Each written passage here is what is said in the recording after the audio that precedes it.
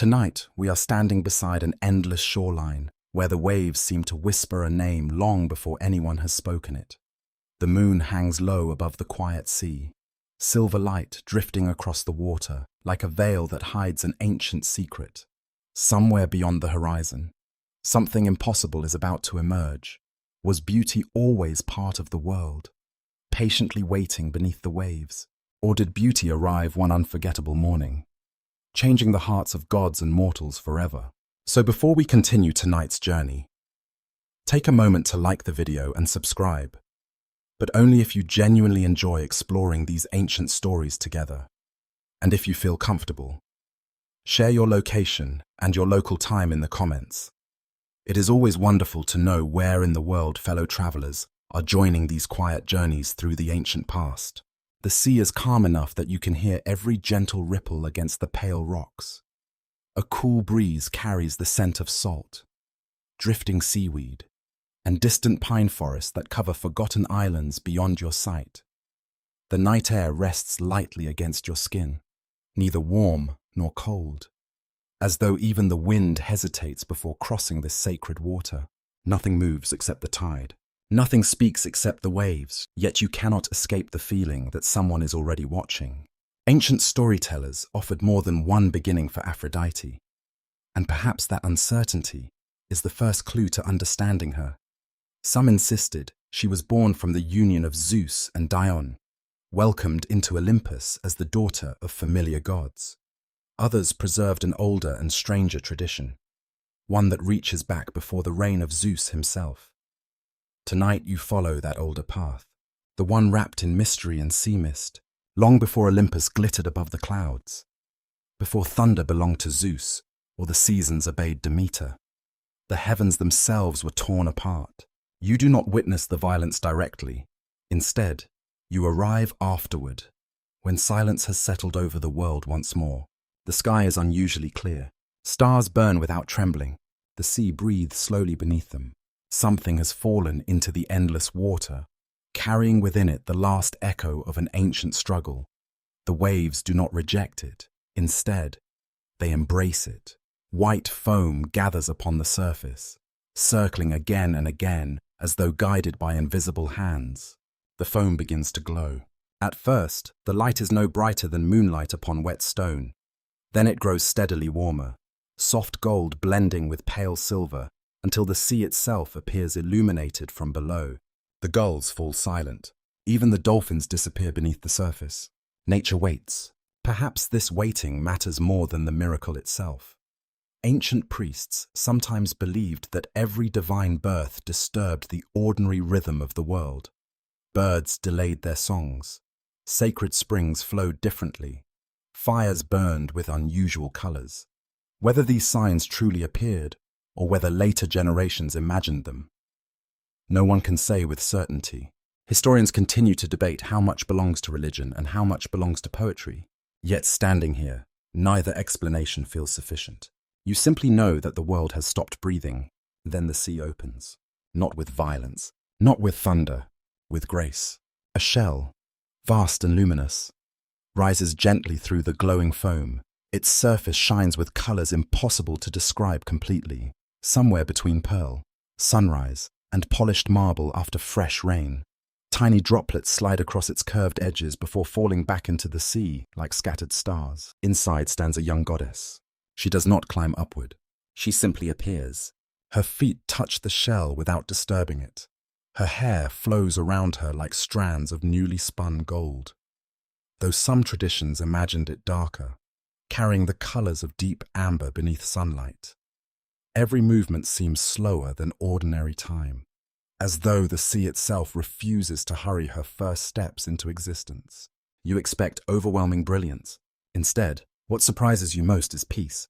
Her expression holds no triumph, no fear, no confusion, only quiet awareness. She gazes across the empty horizon as though recognizing a world she has never seen before. The breeze changes. Warmth replaces the cool salt air for just a moment. Flowers begin floating across the water. No hands scatter them. No visible garden lies nearby. Roses drift beside lilies.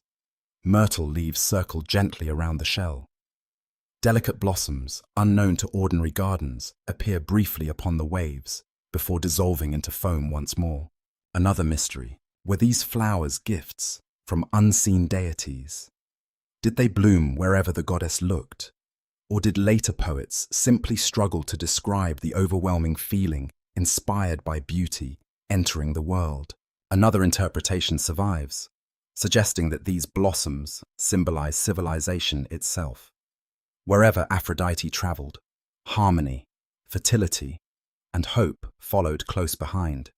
Whether literal or symbolic, the flowers remained part of her story for thousands of years. The shell glides towards the island of Cythera before continuing towards Cyprus, where many ancient communities proudly claimed the goddess first stepped upon solid earth. Even today, archaeologists continue uncovering shrines dedicated to Aphrodite across these islands, suggesting how deeply her earliest legends became rooted in local traditions. You walk beside the shore as she approaches.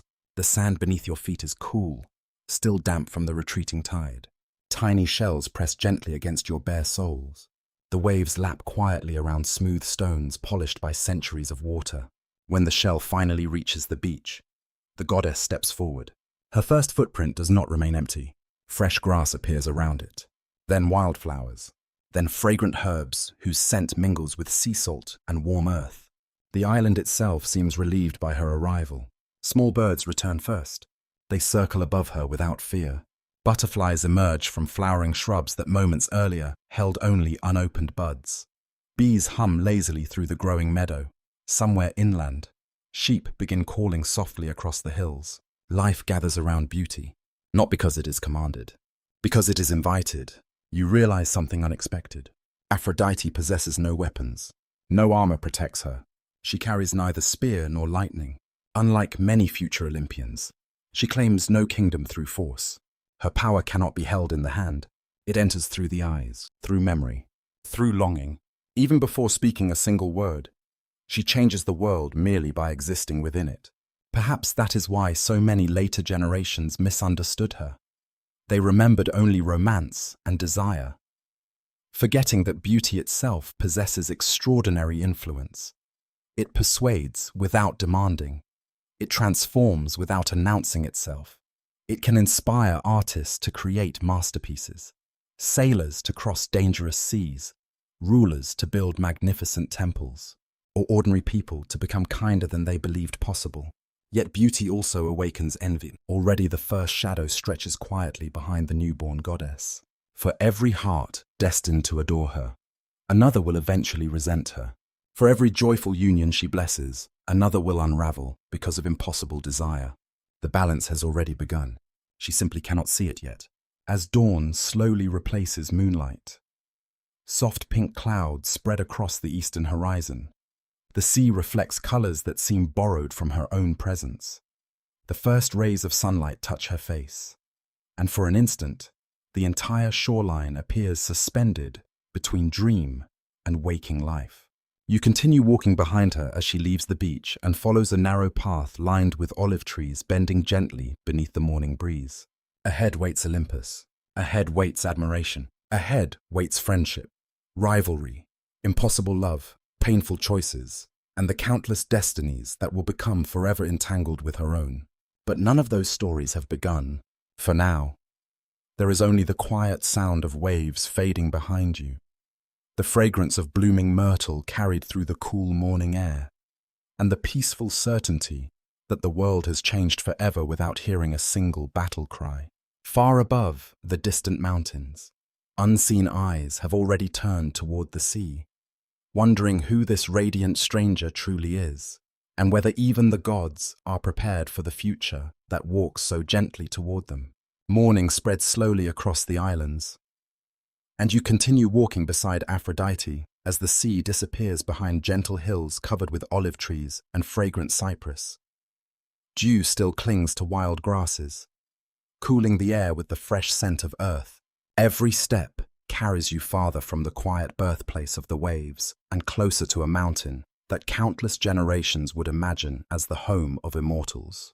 The world itself seems eager to greet its newest goddess. Small streams sparkle beneath smooth stones. White doves appear from hidden groves, circling overhead before settling nearby without fear. Their soft wings create only the faintest whisper, yet even that quiet sound feels meaningful. In later centuries, these birds would become forever linked with Aphrodite, symbols of devotion, tenderness, and peaceful affection. Whether they truly accompanied her first journey or whether poets later wove them into her story remains uncertain. Ancient traditions often transformed ordinary creatures into sacred companions when trying to explain divine mysteries. You pause beside a clear spring. The water reflects her face. For the first time, Aphrodite sees herself. She studies the reflection without vanity. There is curiosity instead. She reaches toward the water, and gentle circles spread across its surface, carrying her image outward until it breaks apart beneath the movement of the spring. Perhaps that small moment carries a hidden lesson. Beauty can be admired, but it can never be held perfectly still. Like flowing water, it changes with every passing instant. A soft breeze moves through the olive branches. Their silver leaves shimmer beneath the growing sunlight. Somewhere beyond the hills, shepherds begin leading their flocks into open meadows. They have never seen a goddess before, yet when they glimpse the radiant traveler crossing the fields, they stop speaking altogether. No command forces their silence. Wonder alone is enough. One elderly shepherd lowers his walking staff. Another quietly removes his cap. A young child smiles without understanding why. These simple gestures matter. Aphrodite has not yet spoken a blessing. She has performed no miracle. Still, every heart that encounters her senses something impossible to explain. Some later philosophers suggested that beauty awakens memory rather than desire, reminding the soul of a harmony it once knew before entering the mortal world. Others believed beauty itself was the first language shared by gods and humanity. No one could prove either belief. Yet standing here, both seem possible. As the journey continues, the landscape changes. The air grows cooler. Rocky paths climb steadily upward. Pine forests replace coastal shrubs, filling the wind with the clean fragrance of resin and mountain stone warmed beneath the sun.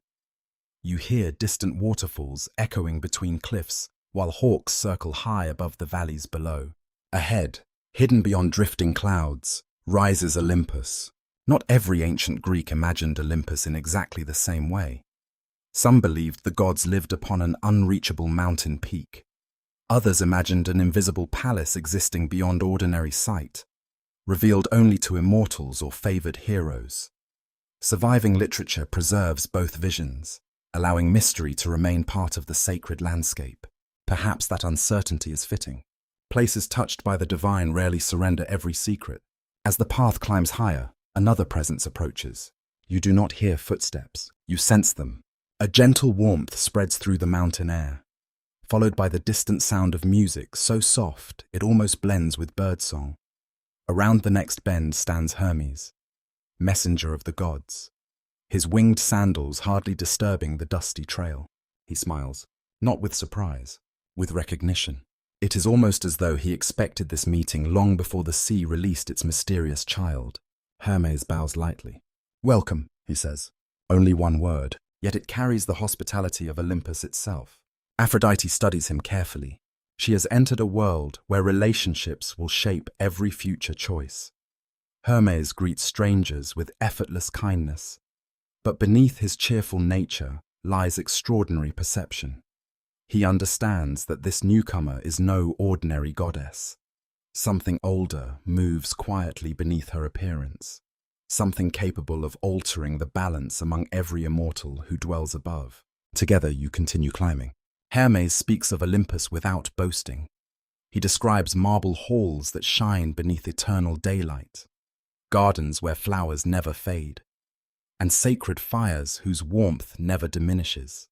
He tells stories of feasts filled with nectar and ambrosia, of laughter echoing through endless courtyards, and of divine councils where the fate of kingdoms is quietly decided. Aphrodite listens more than she speaks. Silence becomes one of her earliest strengths. She observes before judging. She watches before acting. Already her character begins to reveal itself. Many later stories would remember her for irresistible passion.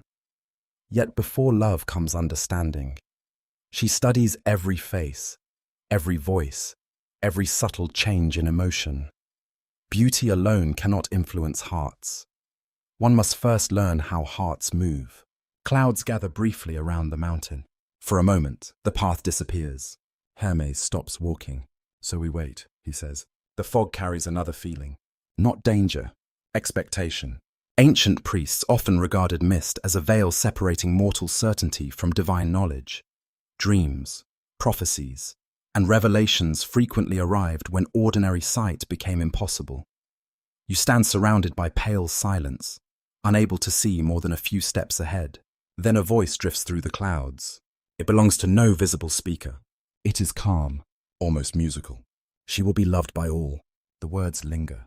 Then another sentence follows. And because of that, peace will never remain simple. The mist slowly dissolves. Hermes offers no explanation. Neither does Aphrodite. Some warnings ask only to be remembered, whether this voice belonged to Gaia, one of the ancient fates, or simply an old poetic tradition survives as another unanswered question. Historians continue to debate the origin of many prophetic scenes preserved within Greek mythology, especially those passed orally for generations before being written down. Still, the warning remains. Love will never arrive alone. By midday, the clouds finally part. Olympus stands before you. Its marble terraces catch the sunlight until they seem carved from polished ivory. Golden roofs shimmer above towering columns. Clear rivers flow between flowering gardens where laurel, roses, and myrtle bloom together in impossible abundance. Sacred fires burn without smoke. The air carries the fragrance of honey, cedar wood, and blooming herbs. Music drifts across the courtyards, not loud, not triumphant, peaceful, as though eternity itself breathes in slow rhythm. Immortals begin gathering. Some arrive out of curiosity, others out of courtesy. A few because rumors have already traveled faster than footsteps. Apollo watches quietly, sunlight reflecting from his golden hair. Artemis stands beside him with calm reserve, studying the newcomer with thoughtful eyes rather than jealousy. Demeter smiles gently, sensing the promise of fertility that seems woven into Aphrodite's presence. Hestia welcomes her with the quiet warmth only the keeper of the sacred hearth can offer. Then comes Hera, queen of Olympus. She carries herself with effortless dignity, every movement measured and graceful. Her gaze rests upon Aphrodite longer than the others do. Not hostile, not welcoming, careful. Hera understands something many have not yet recognized. Beauty changes politics. Beauty changes loyalties. Beauty changes marriages. Even before Aphrodite speaks, the queen senses that Olympus itself has quietly shifted, far above them all. Zeus observes from his throne. Thunder does not rumble. Lightning does not flash. The king of the gods simply watches. His expression reveals almost nothing. Yet behind his silence moves calculation. Zeus has spent ages maintaining order among powerful immortals, each carrying ambition, pride, and ancient rivalries. Now another force has entered his kingdom, a force impossible to command, not because it is stronger, because it is desired. For one brief moment, the halls of Olympus grow perfectly still. Every immortal looks toward the young goddess born from the sea. No one yet knows whether she will become a blessing, a temptation, a peacemaker, or the quiet beginning of countless future tragedies. Perhaps she will become all of them. Aphrodite finally steps across the shining threshold of Olympus. Behind her, the distant sea continues singing against forgotten shores where her journey first began. Ahead, among marble halls and eternal skies, waits a lifetime of impossible choices, fragile relationships, hidden longing, and destinies that even the gods cannot fully escape. Somewhere beyond the palace walls, unseen by every immortal gathered here, the first thread of another future has already begun to weave itself through the hands of fate. You remain beside Aphrodite as her first days upon Olympus unfold beneath endless blue skies. Marble courtyards glow in the afternoon light. Sacred fountains spill clear water into shallow pools, and warm air carries the scent of roses. laurel, and burning cedar. At first, everything appears peaceful. The gods welcome her with music, feasting, and carefully chosen words. Golden cups pass from hand to hand. Apollo plays his lyre beneath a shaded colonnade. The Graces move through the gathering with gentle laughter, arranging fresh flowers around the newcomer from the sea. Yet beneath the celebration, something more complicated begins to grow. You notice it in the pauses. You hear it in unfinished conversations. You feel it whenever Aphrodite enters a room and every other presence seems to fade. No one has decided to behave differently. They simply do. Ares, usually restless and impatient, becomes quiet when she passes. Hermes lingers longer than necessary beside the palace doors. Apollo loses the rhythm of a song for the briefest moment. Even immortals who feel no desire toward her watch with fascination, as though some forgotten memory has stirred within them. Aphrodite sees these reactions. At first, she does not understand them. She believes admiration is a form of welcome. She smiles when others smile. She listens when they praise her. She accepts jeweled gifts, woven garments, and fragrant oils without suspecting that every offering carries an unspoken hope. Soon, however, the pattern becomes impossible to ignore. Two minor gods argue over who should escort her through the gardens. A river spirit boasts of hidden valleys he could offer her.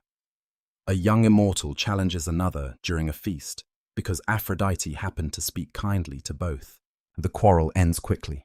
The unease remains. That evening, you follow her into a quiet garden above the clouds. Moonlight rests upon white roses. Cool stone presses beneath your feet. Somewhere beyond the palace, distant thunder rolls across the dark horizon. Aphrodite sits beside a reflecting pool. The water shows her face again, but this time she does not look curious. She looks troubled. The surface trembles as a breeze passes through the garden. Her reflection divides into 100 shifting fragments. Perhaps she begins to understand. Beauty does not merely attract attention. It alters judgment. It creates expectation. It awakens hunger in those who believe admiration gives them acclaim. This realization becomes her first true burden. She has done nothing wrong. Still, consequences gather around her. Hestia finds her there. The goddess of the hearth approaches without ceremony, carrying a small lamp whose flame burns steadily despite the wind. Unlike many on Olympus, Hestia asks for nothing. She does not flatter Aphrodite. She does not compare her with anyone else. She simply sits nearby. For a long while, neither speaks. The silence feels kind. At last, Hestia places the lamp between them. Fire gives warmth, she says softly. It also burns. Aphrodite looks toward the flame. Hestia continues. The fault is not always in the fire. The words remain gentle, yet their meaning reaches deeply. Aphrodite cannot control every heart that responds to her. She cannot carry responsibility for every foolish choice made in her presence. Still, she must learn what her influence can do. That distinction will shape her entire life. Power without awareness becomes cruelty. Awareness without freedom becomes loneliness. Some ancient traditions imagined Aphrodite as carefree, even careless. Another interpretation survives. Some researchers believe her stories reveal a goddess slowly discovering the dangerous weight of attraction itself. She becomes both the embodiment of desire and its first prisoner. The next morning brings a divine sign. A flock of white doves circles above Olympus. There are 12 at first, then 11. One bird breaks away and flies toward the distant sea. The others follow, but they cannot catch it. Priests in later generations would have interpreted such a flight as an omen of divided affection. One desire moves first, and many others follow, each believing the same path belongs to them. No one on Olympus speaks of the sign. Zeus watches it from his throne. Hera watches Zeus. Aphrodite watches them both. Her understanding grows. Relationships here are not simple. Every kindness may hide ambition. Every promise may create jealousy. Every glance may become evidence in a conflict not yet born. During the days that follow, Aphrodite begins exploring the wider world below Olympus. You travel beside her through valleys bright with poppies and villages surrounded by olive groves. She visits harbor towns where fishing boats return beneath red evening skies. She walks through markets filled with figs, pottery, wool, and freshly baked bread. Mortals react differently from gods. They do not always know who she is. Some see only a stranger of extraordinary grace. A tired mother offers her water. An old potter gives her shade. A young fisherman lowers his eyes because looking directly at her feels almost painful. These small meetings teach Aphrodite more than the feasts of Olympus. Among mortals, beauty does not always lead to possession. Sometimes it leads to generosity. Sometimes it awakens courage. Sometimes it simply makes a difficult day feel lighter. In one village, you hear a young woman singing while weaving cloth beside an open doorway. Her voice is imperfect, yet full of tenderness. A wounded soldier listens from across the road. He does not interrupt her. He does not approach. He only smiles. Aphrodite notices. This quiet moment moves her more deeply than all the praise offered by immortals. Here is desire without conquest, affection without demand, beauty shared rather than seized. She begins to understand the kind of power she wishes to hold. Not the power to command love, the power to awaken it. Yet even this desire contains danger. Can love remain freely given when a goddess influences the heart? Can attraction still be honest when divine power stands behind it? No one could answer that question completely. Perhaps Aphrodite herself never could. At sunset, she enters a small shrine near the coast. The building is simple, made from pale stone darkened by sea wind. A bowl of oil burns before an empty altar. Myrtle branches rest beside it, freshly cut and still fragrant. No image of Aphrodite stands there. The shrine is older than her arrival. It belongs to a nameless spirit of fertility, union, and renewal worshipped by the local people for generations. Surviving evidence suggests that many divine traditions grew by absorbing older beliefs, allowing ancient powers to receive new names. Aphrodite touches the altar. The flame rises, not violently, only enough to illuminate the walls. For a moment, shadows form the shape of two hands reaching toward one another. Then the image disappears. The omen feels both comforting and uncertain. Perhaps she has found her purpose. Perhaps the world has already been waiting for her. Yet purpose is not the same as freedom. When Aphrodite returns to Olympus, the atmosphere has changed again. More gifts await outside her chambers. More invitations have been sent. More rivalries have begun. Hera meets her beneath a row of marble columns. The queen speaks with courtesy, but no warmth. "You should understand what follows you," she says. Aphrodite does not lower her gaze. "I am beginning to." Hera studies her carefully. For the first time, something passes between them beyond suspicion. Recognition. Both goddesses understand what it means to be judged by appearance. Both understand how power can become a cage. Yet they stand on opposite sides of the same truth. Hera guards marriage, order, and loyalty. Aphrodite awakens desire, change, and longing. Their relationship will never be simple. Still, it has begun to evolve. That night, Aphrodite dreams. She stands alone inside a vast temple filled with countless mirrors. In each reflection, she appears differently. In one, she is gentle. In another, cruel. In another, lonely. In another, worshipped by thousands who never truly know her. At the far end of the temple waits a veiled figure. The figure speaks without revealing its face. "You will teach the world to love." Aphrodite takes one step closer. The figure adds a final warning. "And the world will blame you for what love destroys." She wakes before dawn. Outside, the sacred fires of Olympus still burn. The palace remains quiet. Mountain mist drifts between the columns, hiding the paths ahead. Aphrodite rises and walks toward the eastern terrace. Below her, the mortal world slowly brightens. She now understands that beauty is not an ornament she carries. It is her destiny. It will open doors, divide families, inspire devotion, create art, begin wars, and bind strangers together across impossible distances. She cannot abandon it. She can only decide how to use it. Yet before she can make that choice for herself, the ruler of Olympus is already considering another solution: a marriage, a promise, a golden chain disguised as peace. And soon, Aphrodite will discover that even the goddess of love may have no power over whom she is commanded to love. Dawn arrives quietly over Olympus, washing the marble halls with soft gold instead of dazzling light. The mountain air is cool, carrying the scent of cedar smoke from sacred fires that have burned through the night. From the eastern terraces, you can see clouds drifting far below like slow rivers across the earth. Aphrodite stands alone. She has begun seeking these quiet moments before the palace awakens. Here, away from feasts and endless admiration, she can almost imagine herself once more beside the peaceful sea from which she first emerged. Yet Olympus rarely allows peace to remain undisturbed. Footsteps echo across the polished stone. Zeus approaches. His presence is unmistakable, though he walks without thunder.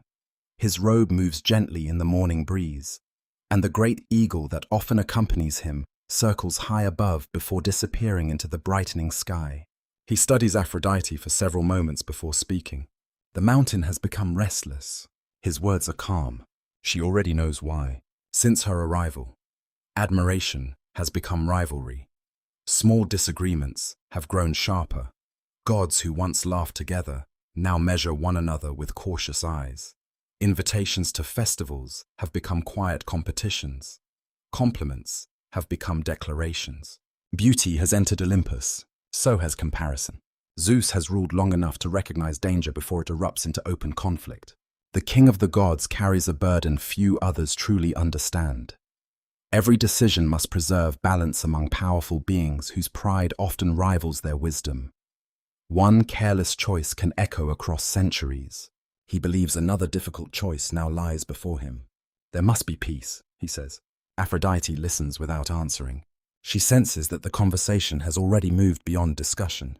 Ancient storytellers remembered this moment differently.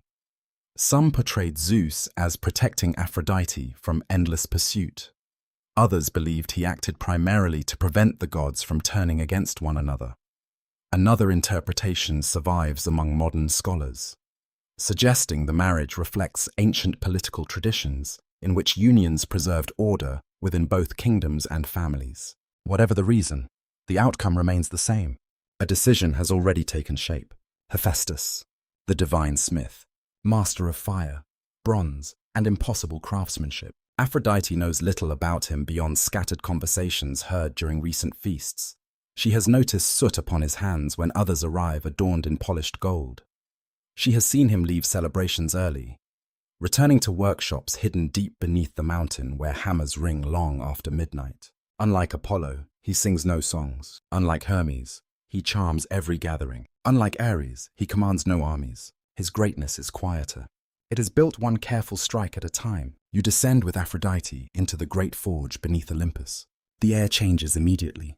Cool mountain breezes disappear behind you, replaced by comforting warmth. The scent of charcoal, molten bronze, and heated stone fills every breath. Sparks drift through the dim workshop like tiny golden stars before vanishing into darkness. The rhythm reaches you first. Hammer, anvil, hammer, anvil. Each strike is steady, patient, almost peaceful. Hephaestus looks up. His broad shoulders glisten with sweat beneath the glow of the furnace. One leg bears the familiar weakness remembered in nearly every surviving tradition, giving his movements an uneven rhythm. Yet nothing about him suggests frailty. His hands create wonders. Around the workshop stand shields polished brighter than mirrors, delicate necklaces finer than spider silk, mechanical servants crafted from shining metal, and intricate cups decorated with vines so lifelike they appear ready to bloom. Beauty already lives here. It simply wears another form. Hephaestus bows respectfully before Zeus. Then he notices Aphrodite. For a brief moment, words abandon him. Not because he has never seen beauty, because beauty has stepped willingly into his workshop. Zeus speaks simply. You shall be husband and wife. The silence afterward feels heavier than the anvil itself. Hephaestus lowers his eyes. He understands the honor. He also understands the impossibility. Aphrodite remains perfectly still. She has not been asked. Neither protests. Yet neither chooses. That quiet truth lingers beneath every future telling of their marriage. Outside, clouds gather around the highest peaks. A low roll of thunder echoes through the mountain, though no rain follows. Priests in later centuries often regarded dry thunder as a warning that difficult harmony had been chosen over honest desire. Perhaps Olympus hears the same warning now. Preparations begin immediately. The palace transforms. Garlands of myrtle and fresh roses decorate every marble column. Golden lamps fill the evening with warm light. Sweet incense rises from silver bowls, carrying hints of cinnamon, frankincense, and crushed herbs. Musicians tune their lyres while the muses rehearse songs celebrating divine union. Everything appears magnificent, everything feels incomplete. As guests gather, you notice how differently each immortal responds. Hestia smiles gently, hoping peace may truly follow. Demeter offers blessings for abundance. Hermes hides uncertainty behind cheerful conversation. Apollo plays music more softly than usual. Only Hera seems entirely composed. As guardian of marriage, she honors the ceremony with unquestioned dignity. Yet even she studies Aphrodite carefully. Perhaps she wonders whether vows spoken without choice can ever become sacred. The ceremony begins beneath an open sky filled with stars. Sacred fire burns between the bride and groom. Its warmth reaches your face despite the cool mountain night. The flames rise steadily, never flickering. Many interpret this as a favorable omen. Others would later remember something different. Just as the final blessing is spoken, one white dove circles above the gathering before flying alone toward the distant sea instead of remaining above Olympus. Several older priestesses quietly exchange glances. No one interrupts the celebration. Some signs reveal their meaning only years later. Hephaestus offers Aphrodite a necklace unlike any ever crafted. Its golden links are impossibly fine, woven so perfectly they seem almost alive. Tiny pearls reflect the sacred fire while delicate flowers, hammered from precious metal, bloom along its surface. It is a masterpiece, created not to display wealth, created with hope. Aphrodite accepts it with sincere gratitude. When their eyes meet, she sees kindness. Not possession, not pride, simply kindness. For the first time that day, sadness enters her heart. If Hephaestus had been cruel, resentment would have come easily. Instead, he is generous, patient, deeply honorable. His goodness makes the marriage more painful, not less. Love cannot be commanded, neither can affection. The feast continues deep into the night. Nectar flows, laughter fills the halls. Songs celebrate unity among the gods. From a distance, Olympus appears more peaceful than ever before. Zeus watches quietly from his throne. He believes he has prevented future conflict. Perhaps for a time, he has. Yet destiny rarely disappears. It merely changes direction. Later, after the celebration fades, Aphrodite walks alone through moonlit gardens, overlooking the sleeping world below. The fragrance of blooming jasmine mixes with cool night air. Marble beneath her bare feet still holds a little warmth from the afternoon sun. She removes the golden necklace for a moment and lets it rest in her hands. It is beautiful. Every curve reflects Hephaestus's remarkable devotion. She wishes she could return that devotion. She cannot. The realization fills her with quiet grief. Not dramatic sorrow, the gentlest sadness that comes when kindness alone cannot create love. Far below, waves shimmer beneath the moon. For an instant, she longs to hear the sea again, to become only foam and wind, to exist before expectation surrounded every step. But the journey forward allows no return. Some researchers believe this marriage became one of Greek mythology's most enduring reflections on the difference between duty and desire. Others see it as an explanation for why love itself often refuses to obey reason. Whatever meaning later generations discovered, the emotional truth remained powerful. Even the goddess of love could experience loneliness. Even beauty could feel trapped. As midnight approaches, Aphrodite returns to the palace where Hephaestus waits with quiet courtesy rather than demand. He welcomes her with warmth, never noticing how often her eyes drift toward the distant horizon beyond Olympus. There, unseen beneath countless stars, another destiny has already begun to awaken. A warrior whose heart burns hotter than any forge. A god whose language is battle rather than craftsmanship. Soon, the steady glow of Hephaestus's sacred fire will meet the fierce flame of Ares, and the choice denied today will shape the fate of gods and mortals alike for ages yet to come. You remain beside Aphrodite as the first season of her marriage settles over Olympus. The days are bright, the halls remain peaceful, and the gods praise Zeus for preserving harmony. Yet beneath that calm surface, Something restless has begun to move. Hephaestus treats Aphrodite with patience. He never demands tenderness. He never asks her to pretend. Each morning, he leaves before sunrise and descends into the glowing chambers beneath the mountain. There, his hammers ring against bronze while sparks drift through the darkness like brief stars. At night, he returns carrying gifts. A bracelet shaped like curling vines, a silver mirror bordered with tiny doves, a delicate comb fashioned from gold and polished shell. Each object reveals careful attention. Each object also deepens Aphrodite's guilt.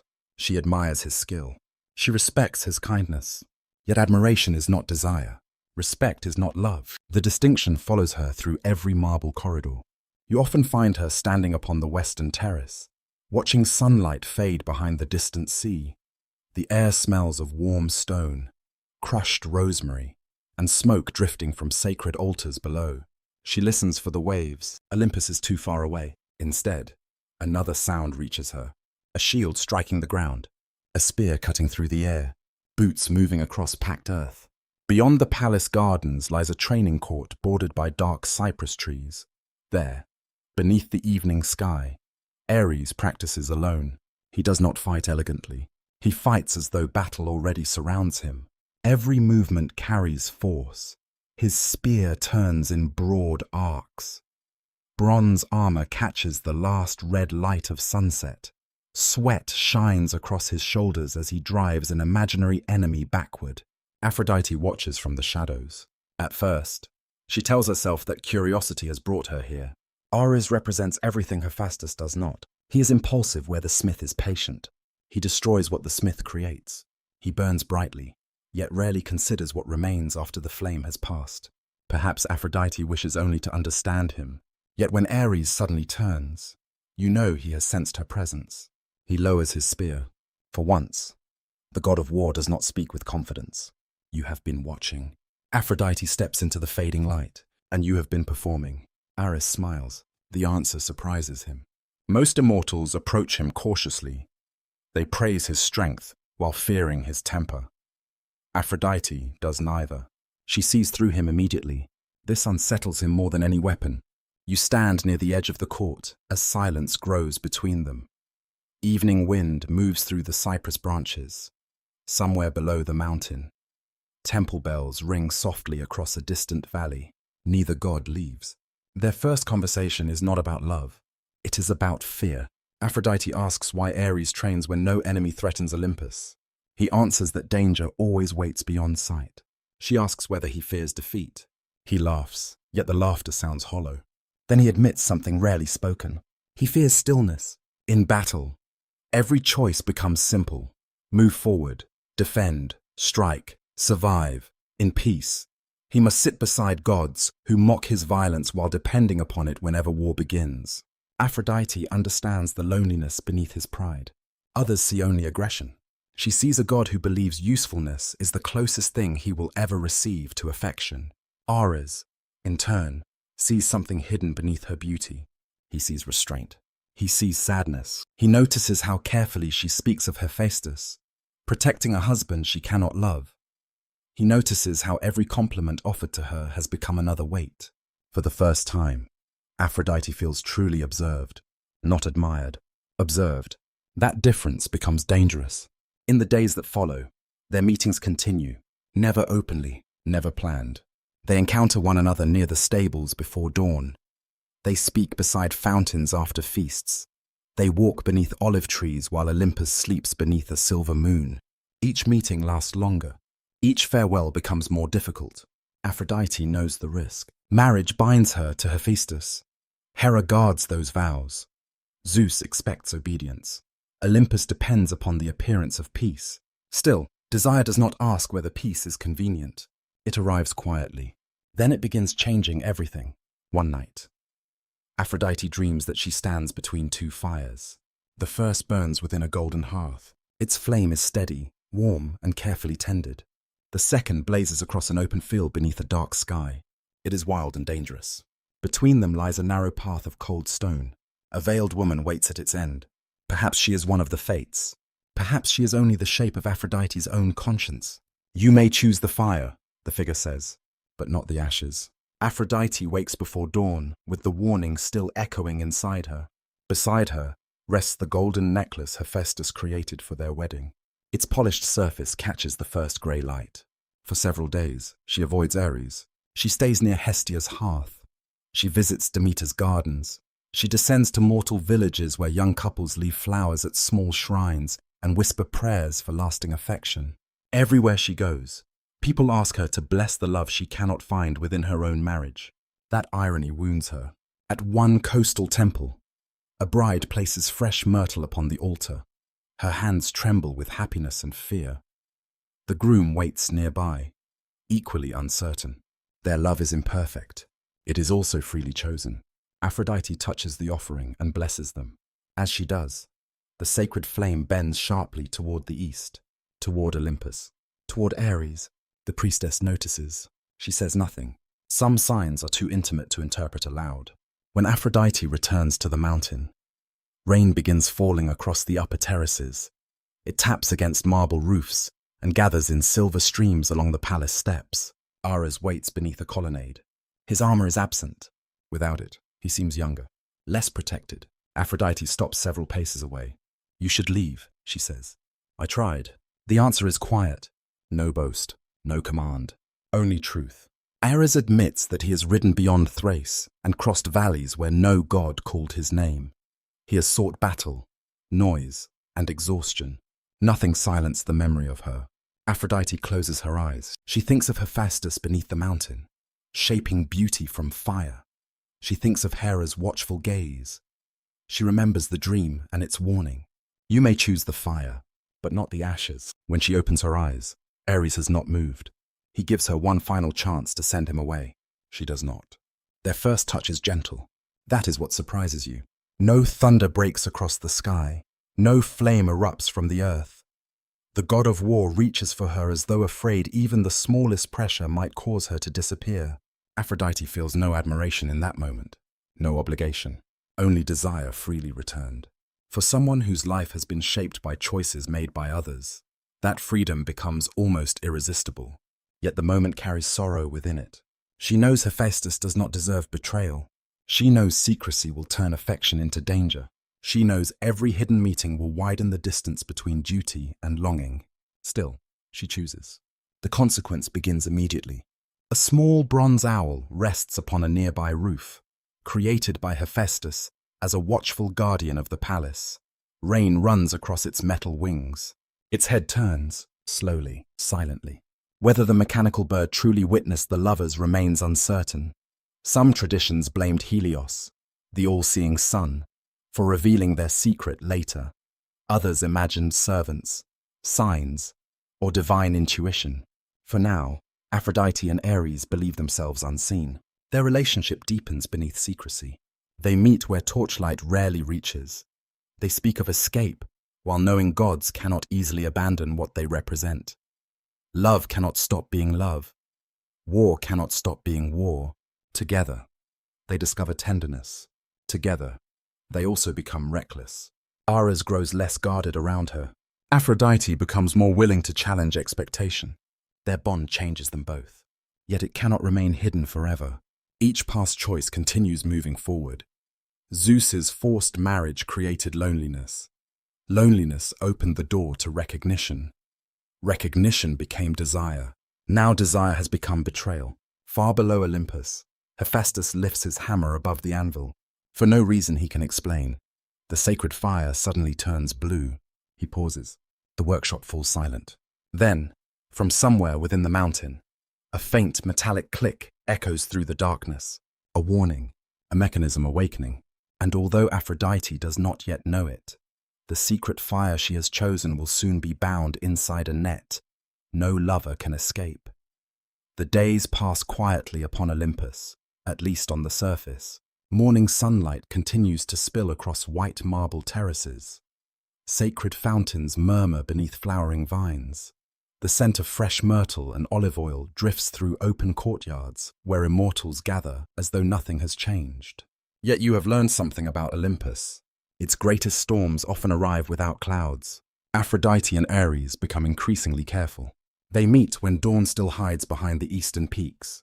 They walk beneath groves where the branches weave together so thickly that even sunlight struggles to enter. Sometimes they speak for hours. Sometimes they say almost nothing at all. Neither believes the secrecy can last forever. Neither finds the strength to end it. Love has become both refuge and danger. Each meeting reminds Aphrodite why she chose this path. Each farewell reminds her what it is costing. Hephaestus notices the changes first. Not because someone accuses her, not because he catches a careless glance. He notices because he has always paid attention to small details. The necklace he crafted for Aphrodite remains untouched more often. Her footsteps no longer pause outside his workshop. The evenings they once spent quietly together grow fewer with each passing week. He says nothing. He simply observes. Perhaps this reveals more about his heart than any speech ever could. He does not rush towards suspicion. He searches first for another explanation. Has she grown unhappy on Olympus? Does she miss the sea? Has he failed to make her feel welcome? These questions trouble him more than jealousy itself. One evening you descend once again into the great forge beneath the mountain. The familiar warmth surrounds you. The scent of molten bronze fills every breath. Hammers strike anvils with patient rhythm. Rivers of glowing metal flow through carved stone channels before cooling into shapes no mortal craftsman could ever imagine. Yet today the workshop feels different. The sound of the hammer stops unexpectedly. Hephaestus stands before a sheet of polished bronze. Its surface reflects the fire like liquid sunlight. Instead of studying a new shield or an unfinished crown, he stares into the metal as though searching for an answer hidden beneath its shine. Behind him appears Helios, the god of the sun. Every morning he drives his radiant chariot across the heavens. Every evening he sees the world from above. Very little escapes his sight. Helios speaks gently. I wish I had seen something else. The words alone are enough. Hephaestus closes his eyes. He asks no questions. Some truths arrive complete. Ancient traditions differ over how the secret became known. Many poets named Helios as the witness, believing that nothing beneath the sun could remain hidden forever. Other stories hinted at observant servants, wandering spirits, or the quiet certainty that deception eventually reveals itself. Historians continue to debate which version came first. Perhaps every version points toward the same lesson. Secrets rarely disappear. They simply wait. For several long moments, Hephaestus says nothing. You expect rage. Instead, grief arrives first. His shoulders lower. His breathing slows. The forge continues burning around him, yet its warmth no longer reaches his face. He remembers the wedding. He remembers every gift carefully crafted with hope rather than obligation. He remembers believing that patience might someday become love. Now he understands. Love cannot be forged, no matter how skilled the craftsman, no matter how pure the gold. Still, grief slowly gives way to something else. Not blind anger, purpose. Hephaestus has spent eternity solving impossible problems through craftsmanship. He does not think like a warrior. He thinks like an inventor. If deception hides in shadows, then truth must be brought into light. You watch as he approaches the largest furnace. Fresh gold melts within a crucible, glowing brighter than the sacred fire itself. He begins working through the night. Hammer, fold, stretch, hammer again. At first, the metal resembles ordinary wire. Then it grows thinner, finer, more delicate than spider silk. Soon, each strand becomes nearly invisible, impossible to notice unless sunlight strikes it directly. It is not merely a net. It is a masterpiece, flexible beyond imagination, stronger than iron, beautiful enough that only Hephaestus could have created it. Some later scholars believed this extraordinary net symbolized truth itself, invisible while hidden, impossible to escape once revealed. The symbolism survives because it feels strangely fitting. Days later, Hephaestus leaves Olympus, or at least he wishes everyone to believe he has. He announces a journey to distant Lemnos, where sacred fires require his attention. The palace watches him depart. Aphrodite watches as well. She feels relief, immediately followed by shame. She knows relief should not be the first emotion, yet it is. That realization wounds her more deeply than any accusation. As twilight settles over Olympus, Ares quietly enters her chambers. Outside, evening breezes carry the scent of jasmine through open windows. Torches flicker along distant colonnades. Somewhere in the palace, Apollo plays a melody so peaceful it almost conceals the tension growing elsewhere. Inside the chamber, The lovers finally allow themselves to believe they are safe. They laugh softly, not because betrayal is amusing, because fear has exhausted them. For one brief evening, they imagine a world without hiding, without judgment, without impossible expectations. You almost wish that illusion could last. But beneath the bed, unseen in the darkness, lies Hephaestus's creation, invisible, waiting. The moment arrives without warning. As Aphrodite and Ares settle together, the golden threads awaken.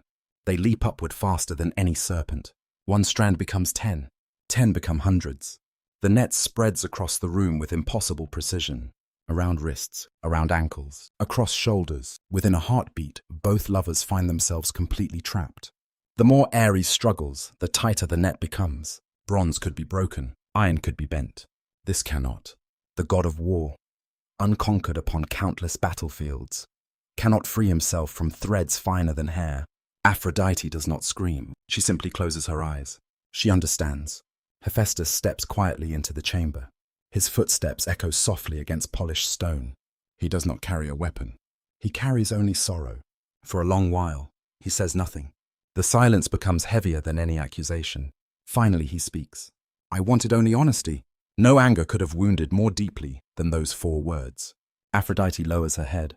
She cannot defend herself, because the pain in Hephaestus's voice is real. Ares demands release. He struggles against the shining bonds, but every movement only tightens them further. Hephaestus barely looks toward him. This was never about strength. He leaves the chamber, not to seek revenge, to summon witnesses. Soon the halls of Olympus fill with curious footsteps. One by one the gods gather. Hermes arrives first. Apollo follows, Poseidon, Dionysus. Many pause at the doorway. Some laugh awkwardly. Others look away. Several pity Hephaestus far more than they judge Aphrodite. Ancient poets often described the gathering with humor, delighting audiences by showing proud gods embarrassed before one another. Yet another interpretation survives beneath the comedy. The scene becomes less about humiliation and more about exposing uncomfortable truths. Even immortals fail one another. Even divine marriages can break. Even love can wound those who deserve kindness. Poseidon finally steps forward. His deep voice carries the calm authority of the sea. Hephaestus! The smith looks toward him. Release them. Why? Because justice has already been seen. The words linger in the quiet chamber. Justice has already been seen. No punishment will restore trust. No public shame will rebuild love. After a long silence, Hephaestus slowly nods. The golden threads loosen. One by one, they withdraw into themselves until only a small coil of shining metal remains upon the floor. Ares stands immediately. For perhaps the first time in his existence, he cannot meet another god's eyes. Without speaking, he leaves Olympus. His footsteps fade quickly into the distance. Aphrodite remains where she is. She looks toward Hephaestus. He does not hate her. That almost makes everything worse. Hatred ends relationships. Kindness leaves room for regret. I never wished to hurt you, she whispers. I know. He answers honestly. But you did. Nothing more needs saying. That night, Aphrodite walks alone beyond the palace gardens. The moon hangs above the silent sea far below. Cool wind moves gently through the cypress trees. She remembers the warning from her dream. You may choose the fire, but not the ashes. Now the ashes have begun to fall. Yet destiny has not finished with either lover, because although Olympus has witnessed their shame, the bond between Aphrodite and Ares has not truly ended. And beyond the mountain, the mortal world is already preparing a destiny that will one day draw the goddess into an even greater tragedy than any humiliation suffered among the gods. You remain beside Aphrodite as the memory of the golden net slowly recedes from the conversations of Olympus. The gods turn toward new quarrels, new feasts, and new prophecies. Laughter returns to the marble halls, but something within Aphrodite has changed. She now understands that desire always leaves a mark, even when the moment itself has passed. Some marks are wounds, others become children. In the quiet seasons that follow, Aphrodite begins to discover that love can create lives as unpredictable as the emotions that first brought them into being. Ancient traditions disagree about the names and parentage of all her children. Different cities preserve different stories. Some gave Ares a central place beside her.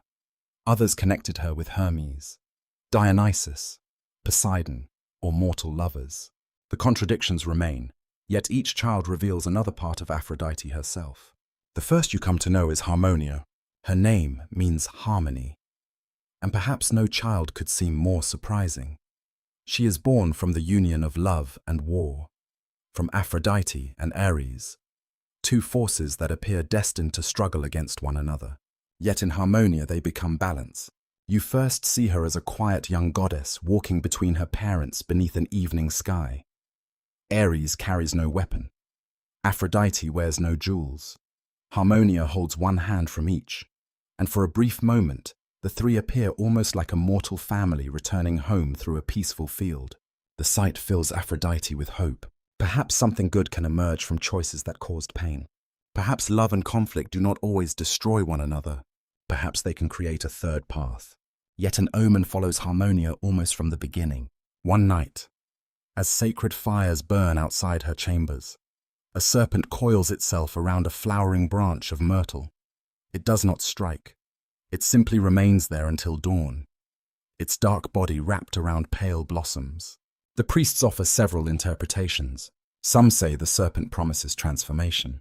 Others see a warning that harmony is always vulnerable to hidden poison. No one agrees. Years later, Harmonia will marry the mortal hero Cadmus. Their wedding will gather gods and mortals together in rare celebration. Aphrodite will watch her daughter receive magnificent gifts, including a necklace destined to carry sorrow through future generations. The necklace will be beautiful. Beauty often is. That does not make it harmless. For now, Aphrodite does not yet know the full consequence. She only senses that motherhood has connected her to a future she cannot control. This frightens her. She can influence desire. She cannot command destiny. Other children follow. Phobos and Deimos, fear and terror, are remembered as sons of Aphrodite and Ares. Their names sound strange beside a goddess of beauty, yet their existence reflects an ancient truth. Love often creates fear because love creates something worth losing. You watch Aphrodite encounter this truth through them. Phobos is restless, always sensing danger before it appears. Deimos carries a colder presence, the silence that enters a heart when courage begins to fail. They accompany Ares into battle, circling above armies beneath red skies. Aphrodite dislikes seeing them depart. The irony is painful. She has given birth to fear, and now fear lives within her whenever her children leave. Ares understands little of this at first. To him, Phobos and Deimos belong naturally beside war. They are useful. They break enemy lines before spears ever meet. Aphrodite sees something else. She sees sons returning from battle with eyes changed by what they have witnessed. She sees how easily divine purpose can become a prison. One evening, she confronts Ares beside the training court where their secret love first began. You speak of them as weapons, she says. They are gods of fear. They are also our children. The words stop him. Ares looks across the empty court. Evening mist gathers along the ground, softening the outlines of shields and spears. For once, he has no answer. Their relationship changes in that moment. Passion first drew them together. Parenthood forces them to speak of duty. Ares begins to understand that love is not only desire returned, it is also the responsibility of caring for what desire creates. Aphrodite begins learning the same lesson. She cannot remain only the force that awakens longing. She must also become guardian of its consequences. Then comes Eros. In some of the oldest traditions, Eros existed before Aphrodite, a primal power born near the beginning of creation. In later stories, he becomes her son, sometimes playful, sometimes dangerous, carrying a bow whose arrows can overturn the judgment of gods and mortals. Perhaps both traditions survive because love feels older than any single deity. You meet Eros in a sunlit garden, where roses climb over pale stone walls. He appears young. Though his eyes hold knowledge far beyond childhood, small wings rise from his shoulders. In his hands rests a bow carved from polished wood. Aphrodite watches him place 2 arrows upon a marble table. One shines gold, the other is dark and heavy. The golden arrow awakens love. The darker arrow turns the heart away. Aphrodite touches neither. Do you understand what they can do, she asks. Eros smiles. Do you? The answer unsettles her. Eros is affectionate toward his mother. Yet he is not obedient in the way she expects. Desire itself cannot be fully controlled, even by the goddess who represents it. Sometimes he follows her wishes. Sometimes he acts from mischief. Sometimes his arrows seem guided by a fate deeper than either of them understands. Aphrodite sees herself reflected within him. Beauty awakens longing. Longing becomes choice. Choice creates consequence. The chain continues. During one spring festival, Eros releases a golden arrow without warning. It crosses the crowded courtyard and strikes a young god who instantly falls in love with someone who does not return his affection. The celebration changes. Music continues, but sorrow enters the day. Aphrodite takes the bow from Eros. You cannot play with hearts. Do you not do the same? The question cuts deeply. She remembers Olympus before her arrival. She remembers rivalries, promises, and the marriage Zeus arranged because her presence disturbed the gods. She remembers Hephaestus. Perhaps Eros has spoken cruelly. Perhaps he has spoken truth. That night, Aphrodite dreams of a vast loom beneath the stars.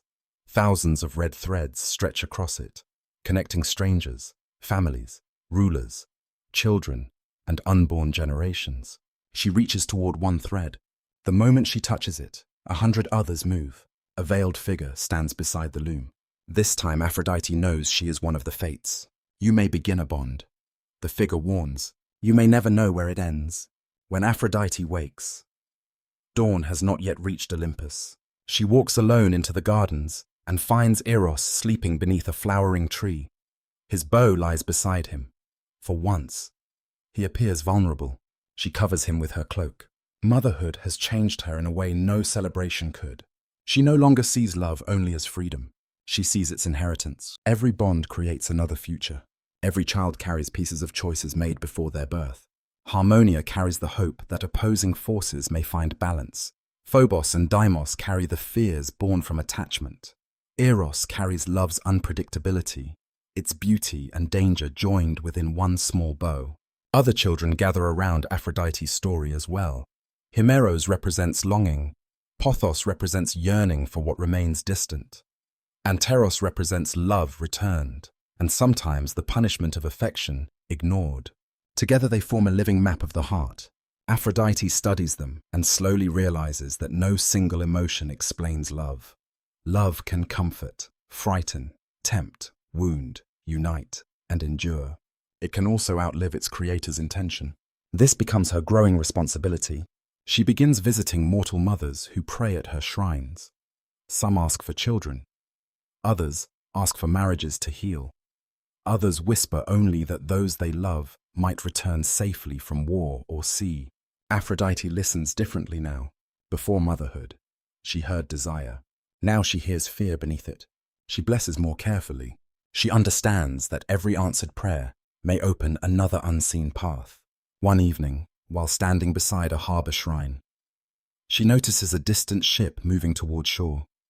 A child waits upon the stones for a father returning from sea.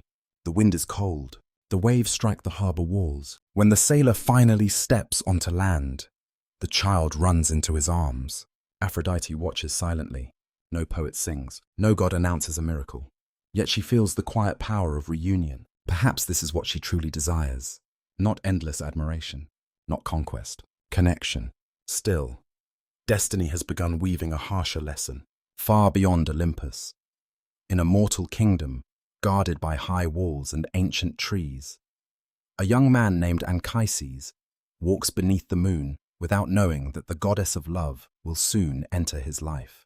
From their meeting, another son will be born, a son who will survive fire, war, exile, and the fall of a great city, a son whose future will carry Aphrodite's influence far beyond the shores of Greece. But before she can guide that destiny, Aphrodite must first discover how deeply an immortal may love someone born to die. The seasons turn gently across Greece, and you begin to notice that Aphrodite spends less time among the endless feasts of Olympus. The marble halls remain beautiful. The songs remain unchanged. The nectar still flows through golden cups beneath painted ceilings. Yet something within the goddess has begun to drift downward, toward the world of ordinary people. Perhaps immortality has become too predictable. Or perhaps the quiet joys and fragile sorrows of mortal lives now speak to her more deeply than the certainty of the gods. She descends often. You walk beside her through olive groves, where cicadas sing beneath the afternoon sun. You cross vineyards heavy with ripening grapes. Fishing boats return each evening, beneath skies painted with crimson and gold. Children laugh beside village wells, while shepherds guide tired flocks home before darkness settles over the hills. Among mortals, every smile feels precious, because every smile must one day end. The gods rarely think about endings. Mortals cannot escape them. That difference changes the way Aphrodite sees the world. She begins blessing marriages with quieter prayers than before. Instead of promising endless happiness, she whispers for patience, forgiveness, and gentle companionship. She has learned that desire begins many stories. Kindness allows them to continue. One evening you arrive near the foothills of Mount Ida, where cool streams wind between ancient pines. The air smells of damp earth, cedar resin, and fresh herbs crushed beneath your sandals. Mountain birds call from high branches, while distant waterfalls echo through the valleys. Here lives a young shepherd. His name is Anchises. Some traditions remembered him as a prince living humbly among his cattle. Others simply called him a shepherd of remarkable beauty. However, the story began. Every surviving version agrees upon one thing. His appearance caught the attention of a goddess. You first see him standing beside a spring, washing dust from his hands after a long day in the fields. His clothing is simple. His face is weathered by sunlight rather than luxury. There is strength in him, but no arrogance. He does not know he is being watched. Aphrodite does. She remains hidden among flowering shrubs, saying nothing. For the first time since her own birth from the sea, she hesitates before approaching someone. This surprises you. She has spoken before kings and gods without uncertainty. Why hesitate now? Perhaps because this meeting feels different. Immortals admire her because she is divine. Anchises has no idea who she is. His affection, if it comes, cannot be shaped by reputation, only by the person standing before him. According to the oldest traditions, Zeus himself may have played a hidden role in what followed. Some storytellers believed he wished Aphrodite to experience the same vulnerable love she so often inspired in others. Having watched countless gods and mortals lose themselves through desire, perhaps she too would learn what it meant to surrender certainty. Whether that was truly Zeus's intention remains impossible to know, yet destiny often chooses unexpected teachers. Aphrodite transforms her appearance, not completely. She remains breathtakingly beautiful, but now she appears as a noble mortal woman rather than a radiant goddess. Her golden light softens. Her divine presence becomes almost invisible beneath ordinary grace. She steps into the clearing. Anchises looks up. His breathing stops for just a heartbeat, not because magic overwhelms him, because beauty has entered his quiet world without warning. He bows respectfully. You seem lost. His first concern is not her beauty. It is her safety. That small kindness touches Aphrodite more deeply than endless praise from Olympus ever could. She answers carefully. I have wandered far from home. The words are true in more ways than one. Anchises offers water from the spring, then bread, then the shelter of his small mountain home. Nothing about his generosity seeks reward. He asks no questions he has no right to ask. He expects nothing in return. As evening settles over Mount Ida, they sit beside a small fire built from pine branches. The flames crackle softly while cool mountain air drifts through the open doorway. Fresh cheese, olives, figs, and warm bread become their evening meal. It is one of the simplest meals Aphrodite has ever shared. It becomes one of the most memorable. She listens as Anchises speaks about changing seasons, stubborn goats, unexpected storms, and the quiet satisfaction of watching vineyards grow year after year. His stories contain no heroic battles, no divine rivalries, no ambition for glory, only ordinary life. She discovers that ordinary life possesses extraordinary beauty. Later that night, they step outside together. Above them stretches a sky filled with countless stars. The Milky Way shines like a silver river, flowing across eternity. Anchises points toward familiar constellations used by shepherds traveling after sunset. He believes he is teaching a traveler. He never imagines he is guiding a goddess. Aphrodite smiles more freely than she has in many years. Here she is admired not as an immortal symbol. She is simply a woman sharing the night. Days become weeks. Their affection deepens quietly. You walk beside them through flowering meadows, bright with poppies and daisies. You hear laughter echo across the hills as they gather wild herbs together. They rest beneath ancient oaks while warm summer breezes carry the scent of lavender across the valleys. For a little while, Aphrodite forgets Olympus. She forgets expectations. She forgets even time itself. Yet dreams begin disturbing her sleep. One night she sees a white lily blooming beside a mountain stream. As dawn approaches, the flower slowly withers until only scattered petals remain upon the water. The dream leaves her unsettled.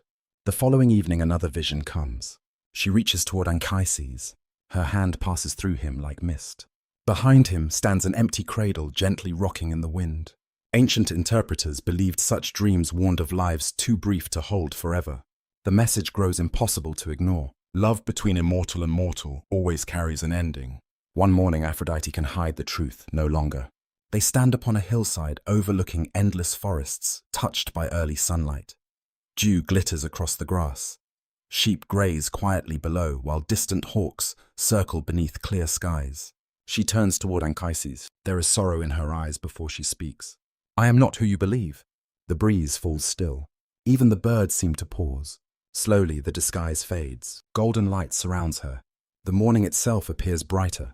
Flowers open where her feet touch the earth. Anchises steps backward. Wonder replaces certainty, then fear. He falls to his knees. Many mortals believe looking directly upon an unveiled deity could bring destruction. His hands tremble. He cannot lift his eyes. Aphrodite kneels before him. She gently raises his face. I never wished to deceive you. You are? His voice fails. She nods. I am Aphrodite. Silence settles across the mountain. Not painful silence, the silence that arrives when life changes forever. Anchises fears punishment. He fears that loving a goddess has violated sacred boundaries. Aphrodite reassures him. No curse awaits. No anger follows. Instead, she offers a promise. A son will be born. His name will be Aeneas. He will endure suffering unlike any child should know. Yet he will survive. He will carry both mortal courage and divine protection wherever destiny leads him. Another interpretation survives among later Roman traditions, where Aeneas becomes the ancestor of an empire yet unborn. Whether the earliest Greeks imagined such a future remains uncertain. But all traditions remembered him as one destined for extraordinary trials. Anchises reaches for Aphrodite's hand one final time. He knows she cannot remain. Gods do not grow old beside shepherds. Immortality always calls them home. The realization breaks both their hearts. Aphrodite has inspired countless lovers. Now she experiences parting herself. She kisses his forehead gently. No grand farewell follows. Only quiet tears neither wishes the other to see. As she rises toward Olympus, you look back once more.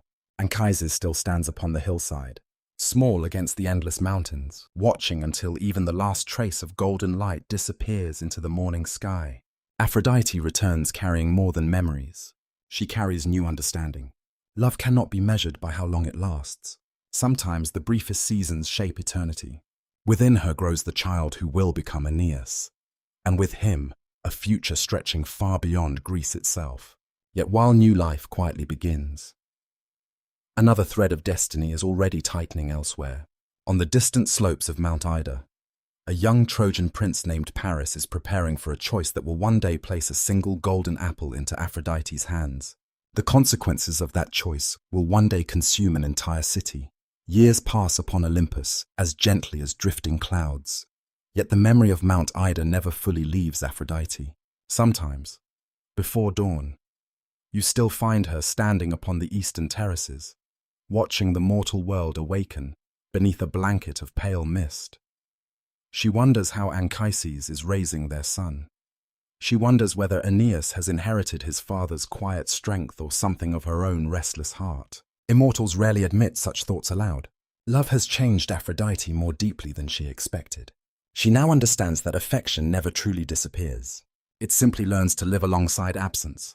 But destiny is patient. While Aphrodite reflects upon one mountain, Another mountain is quietly preparing the greatest turning point of her life.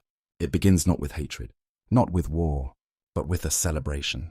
Throughout Olympus, excitement spreads like warm sunlight. The sea nymphs decorate temples with fresh myrtle and white lilies. The Graces weave flower garlands long enough to circle entire courtyards. Apollo fills the air with music, while Dionysus ensures that laughter echoes through every marble hall. A divine wedding is about to take place. The bride is Thetis, a sea goddess of extraordinary grace. The groom is the mortal hero Peleus. Their union is unusual, one immortal, one human. Perhaps Aphrodite notices the quiet irony. She herself once loved a mortal upon another mountain. Perhaps the memory softens her smile as she joins the celebration. Guests arrive from every corner of the divine world. Poseidon rises from the sea with his flowing beard still glistening with salt water. Artemis comes from the forests carrying fresh laurel branches. Demeter brings baskets overflowing with grain and ripe fruit. Hermes moves effortlessly through the gathering, greeting everyone with easy warmth. Even Hephaestus attends. Time has softened the sharpest edge of his sorrow. He and Aphrodite rarely seek one another's company, yet neither speaks with bitterness anymore. Their relationship has changed, not healed completely, but changed. Sometimes acceptance grows where love once failed. The feast begins beneath a cloudless sky. Golden cups catch the afternoon light.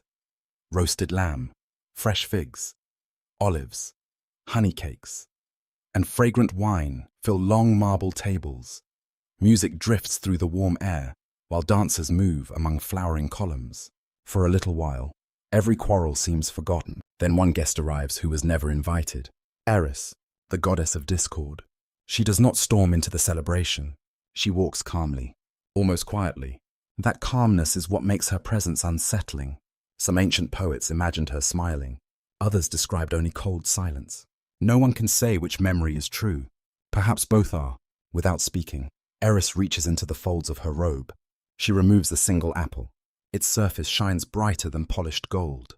Across it are carved 4 simple words: to the fairest. She rolls the apple across the marble floor. It spins between the gathered gods, then comes to rest.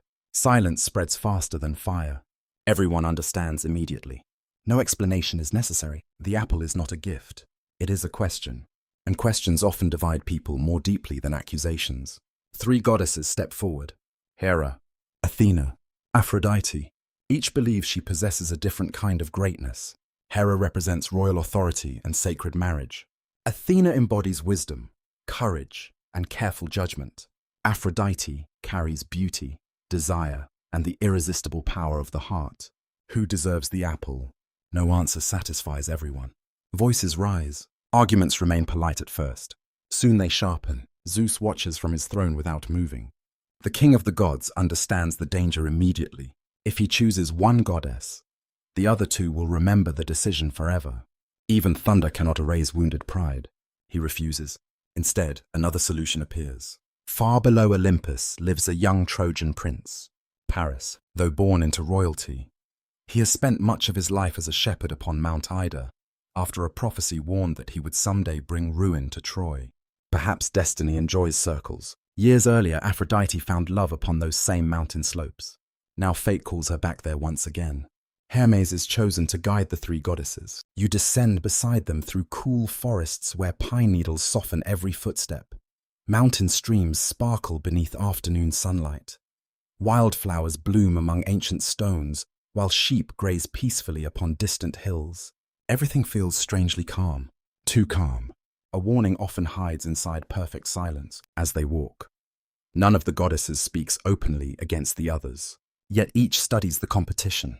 Hera carries herself with queenly certainty. Athena remains composed, her grey eyes observing every detail.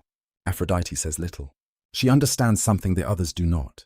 This judgment will not be decided by appearances alone. It will be decided by desire. Paris waits beside his flock when Hermes arrives. The prince rises respectfully, surprised to see divine visitors upon an ordinary afternoon. The scent of pine resin fills the warm air. A gentle breeze stirs the tall grasses. Cloud shadows drift slowly across the mountainside. Hermes explains the task. Paris must judge. He must decide which goddess deserves the golden apple. The young shepherd hesitates. His expression reveals honest fear. How can any mortal weigh immortals against one another? No answer avoids offense. Yet refusal is impossible. One by one, each goddess approaches him. Hera comes first. Her voice is calm, rich with quiet authority. Choose me, she gestures toward the distant horizon. You shall become ruler of the greatest kingdom the world has ever known. Before Paris unfolds a vision. Endless cities, countless armies, golden palaces stretching farther than sight itself. Power. Absolute. For a moment, the mountain disappears. Only empire remains. Then the vision fades. Athena steps forward next. She carries neither crown nor jewel. Only certainty. Choose me. Her grey eyes meet his steadily. I will grant wisdom beyond every philosopher.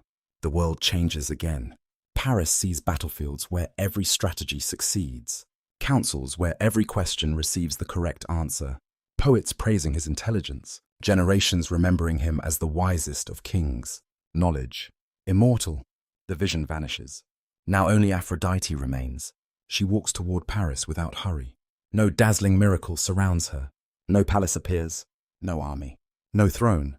Only the gentle fragrance of roses carried upon the mountain breeze. She studies the young prince carefully. She remembers another shepherd, another mountain, another impossible choice. Then she speaks. If you choose me, she pauses, I will give you the love of the most beautiful woman in the world. Nothing more. No speeches. No promises of conquest. Only love, or what appears to be love. Paris lowers his gaze. The mountain grows silent. Even the wind seems to wait. You watch uncertainty pass across his face. Power would change the world. Wisdom would preserve it. Love would change him. At last he reaches toward the apple. His hand trembles. Then he places it into Aphrodite's waiting hands. The choice has been made. Far above, thunder murmurs beyond the western horizon. Not loud enough to frighten. Only enough to remind you that consequences have begun moving. Hera says nothing. That silence carries more weight than anger. Athena bows her head slightly. Disappointment settles across her face like gathering storm clouds. Neither goddess curses Paris. Neither challenges the decision. They simply leave. Yet both remember. And memory, among the gods, often lasts longer than forgiveness. Aphrodite smiles gently. She has won. Yet beneath her quiet satisfaction, another feeling begins to stir. The promise she has made cannot be withdrawn. Somewhere across the sea lives Helen of Sparta, already married, already bound by sacred vows, already standing at the center of a future she cannot yet imagine. Aphrodite understands that fulfilling her promise will require more than bringing two hearts together. It will reshape kingdoms, perhaps even destroy them. She looks once more toward Paris. The young prince believes he has chosen happiness. He does not yet see the armies waiting beyond the horizon. He does not hear the future cries of Troy. He does not know that one simple decision upon a peaceful mountainside will echo through history longer than the reigns of countless kings. As evening falls, you descend from Mount Ida beside Aphrodite. The scent of roses still lingers in the cooling air. The golden apple rests quietly within her hands. It feels surprisingly light. Yet together you both know, no object has ever carried a heavier future. For across the sea, destiny has already begun guiding Helen toward the man who now waits unknowingly for her. And when love finally reaches Sparta, the world itself will catch fire. You cross the sea beside Aphrodite beneath a sky washed pale by morning light. The journey towards Sparta feels almost peaceful. Waves strike the wooden hull in a slow rhythm. Salt gathers upon the ropes. Gulls circle above the mast while warm wind carries the scent of open water and distant islands. Nothing in the calm horizon suggests approaching disaster. Yet Aphrodite knows that the promise made upon Mount Ida is already changing lives. Paris has chosen her. Now she must deliver what she offered. The most beautiful woman in the world. Helen. Her name has already traveled farther than many kings. Sailors speak of her in harbor taverns. Poets compare her face with dawn over the Aegean. Envoys describe the quiet dignity of her movements and the brightness of her eyes. But Aphrodite understands something the storytellers often forget. Helen is not a prize. She is a person. She has memories, loyalties, fears, and obligations. She is also married. Her husband is Menelaus, king of Sparta. Their palace rises above the surrounding land with strong walls and broad courtyards. Bronze shields hang beside painted columns. Olive trees offer shade beneath the afternoon sun. Servants carry baskets of bread, figs, and pomegranates through halls scented with lamp oil and cedar smoke. From the outside, Helen's life appears secure, yet appearances rarely reveal the entire heart. Ancient traditions disagree over what followed. Some claimed Helen willingly departed with Paris. Others believed Aphrodite overwhelmed her judgment. Another version insisted that Paris carried only a phantom, while the real Helen remained far away in Egypt. No single answer has ever ended the debate. Perhaps that uncertainty matters. It leaves Helen suspended between choice and enchantment, desire and captivity. Aphrodite enters Sparta unseen. You follow her through the palace gardens at twilight. Cicadas sing among the olive branches. A fountain murmurs beside beds of rosemary and white lilies. The stone beneath your feet still holds the warmth of day. Helen stands alone near the water. She wears no crown. No attendants surround her. For a moment, she appears less like the most beautiful woman in the world, and more like someone listening for a life beyond the walls around her. Aphrodite studies her carefully. She sees beauty, certainly, but she also sees loneliness. That recognition unsettles the goddess. Once, Aphrodite herself stood upon Olympus, inside a marriage chosen by others. She knows what it means to be admired without feeling understood.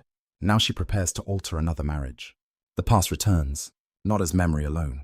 As consequence, Aphrodite has promised Paris love.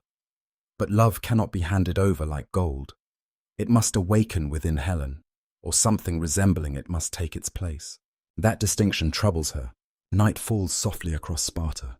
Torches begin glowing along the palace walls. Music drifts from the banquet hall where Menelaus welcomes his Trojan guest. Paris has arrived with gifts, fine fabrics, carved ivory, and vessels filled with fragrant oils.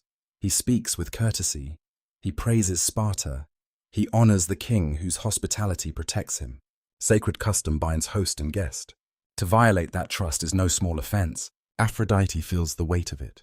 Still, when Paris first sees Helen, everything else fades. He remembers the promise on Mount Ida. He believes destiny has finally revealed its reward. Helen meets his gaze. For one instant, neither speaks. Perhaps desire begins there. Perhaps divine influence begins there. Perhaps both arrive together. Aphrodite releases no thunderbolt. She speaks no command. Instead, she allows a fragrance of roses to drift through the hall. The torchlight softens. The surrounding voices seem farther away. Helen hears Paris differently. Paris sees Helen more clearly. A small change. That is often enough. During the days that follow, they meet in gardens, corridors, and shaded terraces overlooking the hills. Their conversations begin cautiously. Paris tells stories of Troy, its high towers, broad streets, and windswept plains.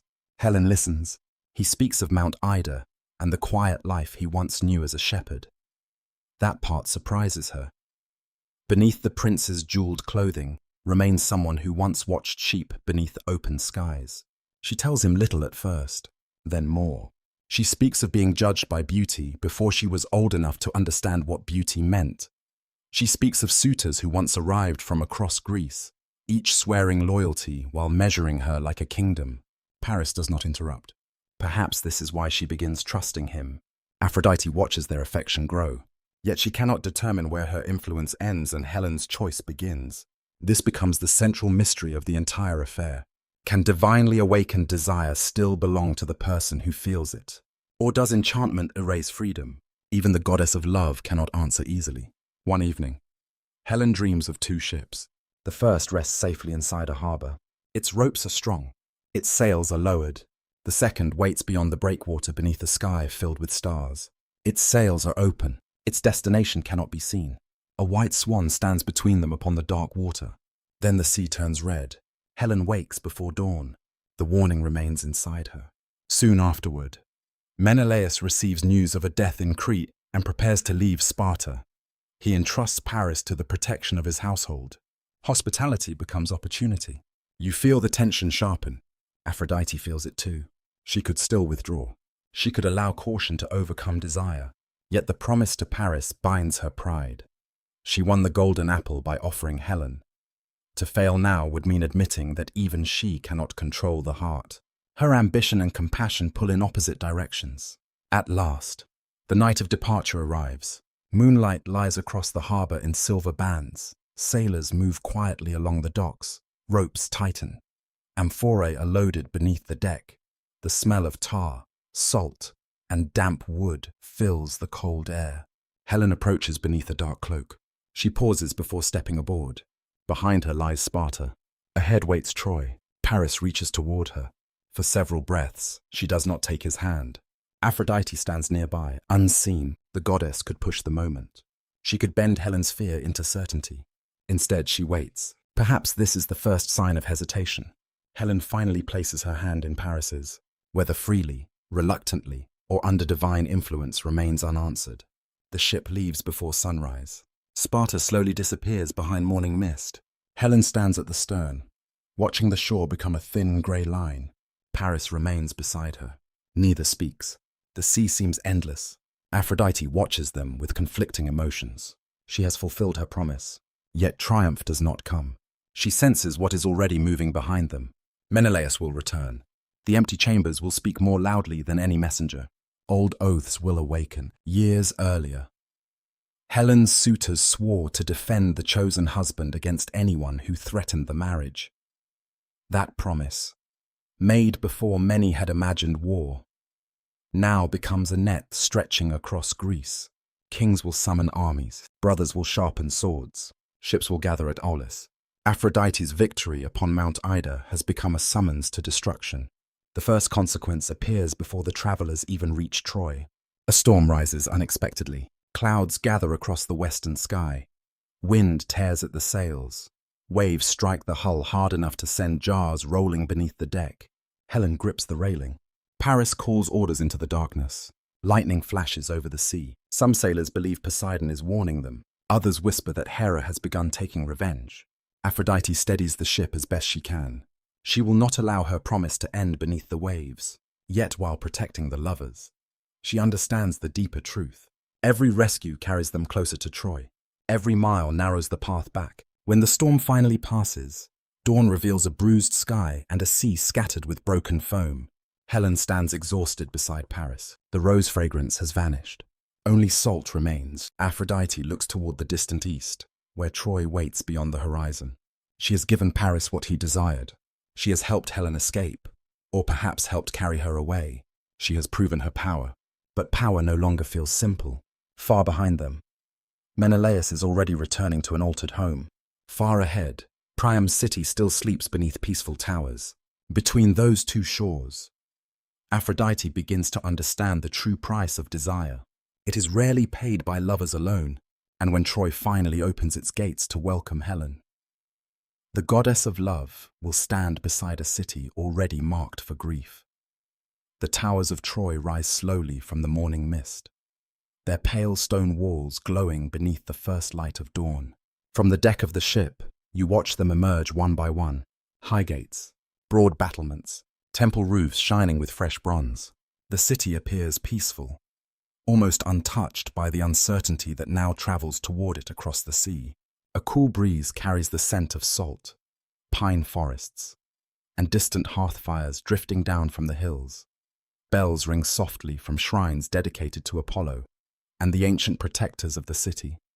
Fishermen already prepare their nets below the harbor, while merchants open wooden shutters along narrow streets. Life continues as though destiny has forgotten this place. Aphrodite knows otherwise. She stands beside Helen without speaking. The voyage has changed them both. Paris sees only home. Helen sees only uncertainty. Aphrodite sees consequence. When the ship reaches the harbor, King Priam himself comes to welcome his son. The old king embraces Paris warmly, relief softening the lines of his weathered face. His eyes then turn toward Helen.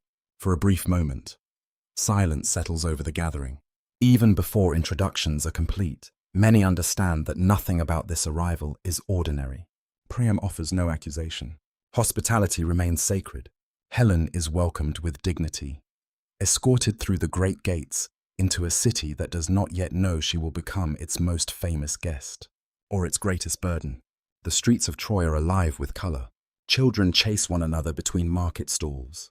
Potters shape wet clay beneath shaded awnings. The smell of fresh bread rises from stone ovens while baskets overflow with figs, grapes, and fragrant herbs. Women decorate household shrines with flowers gathered before sunrise.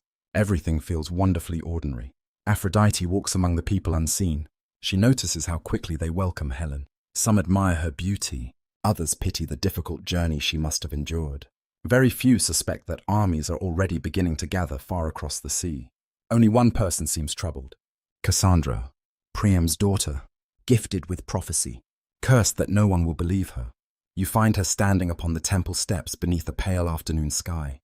Wind moves through her dark hair as she stares toward the harbor long after the ship has disappeared from sight. Then she speaks. She carries fire. No one answers. Servants continue their work. Children continue laughing nearby. Only you and Aphrodite hear the sorrow hidden within those simple words. Aphrodite lowers her eyes. She remembers another warning, another prophecy. How many futures had tried to speak before reaching this moment? Ancient storytellers never fully agreed about what Cassandra saw that day. Some believe she foresaw the burning of Troy itself. Others imagined only scattered visions of blood, broken walls, and endless mourning. Whatever the exact vision, one truth survives. She recognized danger long before anyone else. Days become weeks. The first Greek messengers arrive. Their demands are simple. Return Helen. Restore honor. Avoid war. Paris refuses. His love has become inseparable from pride. To surrender Helen now would mean admitting weakness before both Greeks and Trojans. Aphrodite watches his decision carefully. She sees how love has begun changing into possession. The transformation troubles her. Love should never require a city to bleed. Yet desire often refuses to remain gentle once pride joins it. King Priam hesitates. He loves his son. He also loves his people. The old king walks often through Troy's walls at sunset, speaking quietly with elders and priests. You accompany him one evening as golden light washes across the plains beyond the city. He pauses beside the great western gate. Far away, dust rises upon the horizon, not from storms, from marching men. The first Greek forces have begun arriving along the coast. The prophecy is no longer distant. It has found Troy. Night falls. Torches burn along the battlements. The smell of pine resin mixes with fresh oil poured into bronze lamps. Soldiers sharpen spears, while blacksmiths repair shields late into the evening. Even Hephaestus's craft now serves war. Aphrodite walks silently among them. She sees boys scarcely old enough to grow full beards polishing armor that may soon become their burial clothing. She sees mothers quietly sewing small protective charms inside tunics. She hears whispered prayers rising from household shrines. Many ask for victory. Most secretly ask only for survival. For the first time. Aphrodite wonders whether she should have broken her promise to Paris long ago. The question arrives too late. One dawn. Horns sound across the plain. The Greek fleet has arrived. Thousands of ships cover the shoreline like dark leaves scattered across bright water. Spears flash beneath the rising sun. Countless tents spread across the beaches, while smoke from cooking fires rises into the still morning air. The greatest heroes of Greece stand among them. Agamemnon, Menelaus, Odysseus, Ajax, Nestor, and a young warrior whose name will echo through history. Achilles. Each has come for different reasons. Honor, duty, glory, revenge. Only Aphrodite fully understands that every path leading here began with a single apple resting upon a marble floor. The first battles remain small. Scouting parties, brief skirmishes, challenges between champions. Still, blood darkens the earth. Each death weighs unexpectedly upon Aphrodite. She had imagined love creating longing, not widows. Apollo joins her upon the city walls one evening. The setting sun paints the battlefield in shades of copper and crimson. Neither god speaks for a long time. Finally, Apollo says quietly, "Beauty inspires many things." Aphrodite nods. So does pride. Their conversation ends there. No further explanation is needed. Soon the war grows larger. Years begin passing. Harvests come and go. Children born after Helen's arrival learn to walk, while hearing the sounds of distant fighting beyond the walls. Troy becomes accustomed to siege. That may be the saddest change of all. Even suffering becomes ordinary if it lasts long enough. Throughout these long years, Aphrodite never abandons those she loves. She watches over Paris. She comforts Helen when loneliness overwhelms her. She protects Aeneas, her own son, whenever danger draws near. One afternoon, that danger arrives suddenly. Aeneas rides into battle wearing polished bronze armor that catches the fierce summer sun.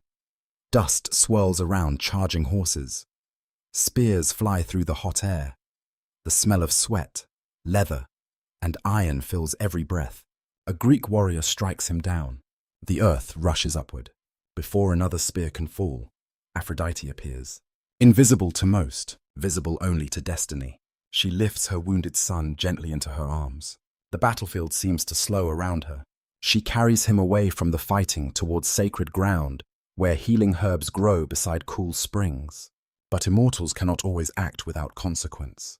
Diomedes, guided by Athena herself, recognizes the goddess. He raises his spear. For one impossible moment, a mortal dares attack an Olympian. The bronze point tears across Aphrodite's arm. Pain, sharp, bright, real. Golden ichor. The blood of the gods flows from the wound. Aphrodite gasps, not because the injury is severe, because she has never before experienced pain delivered by mortal hands. She retreats.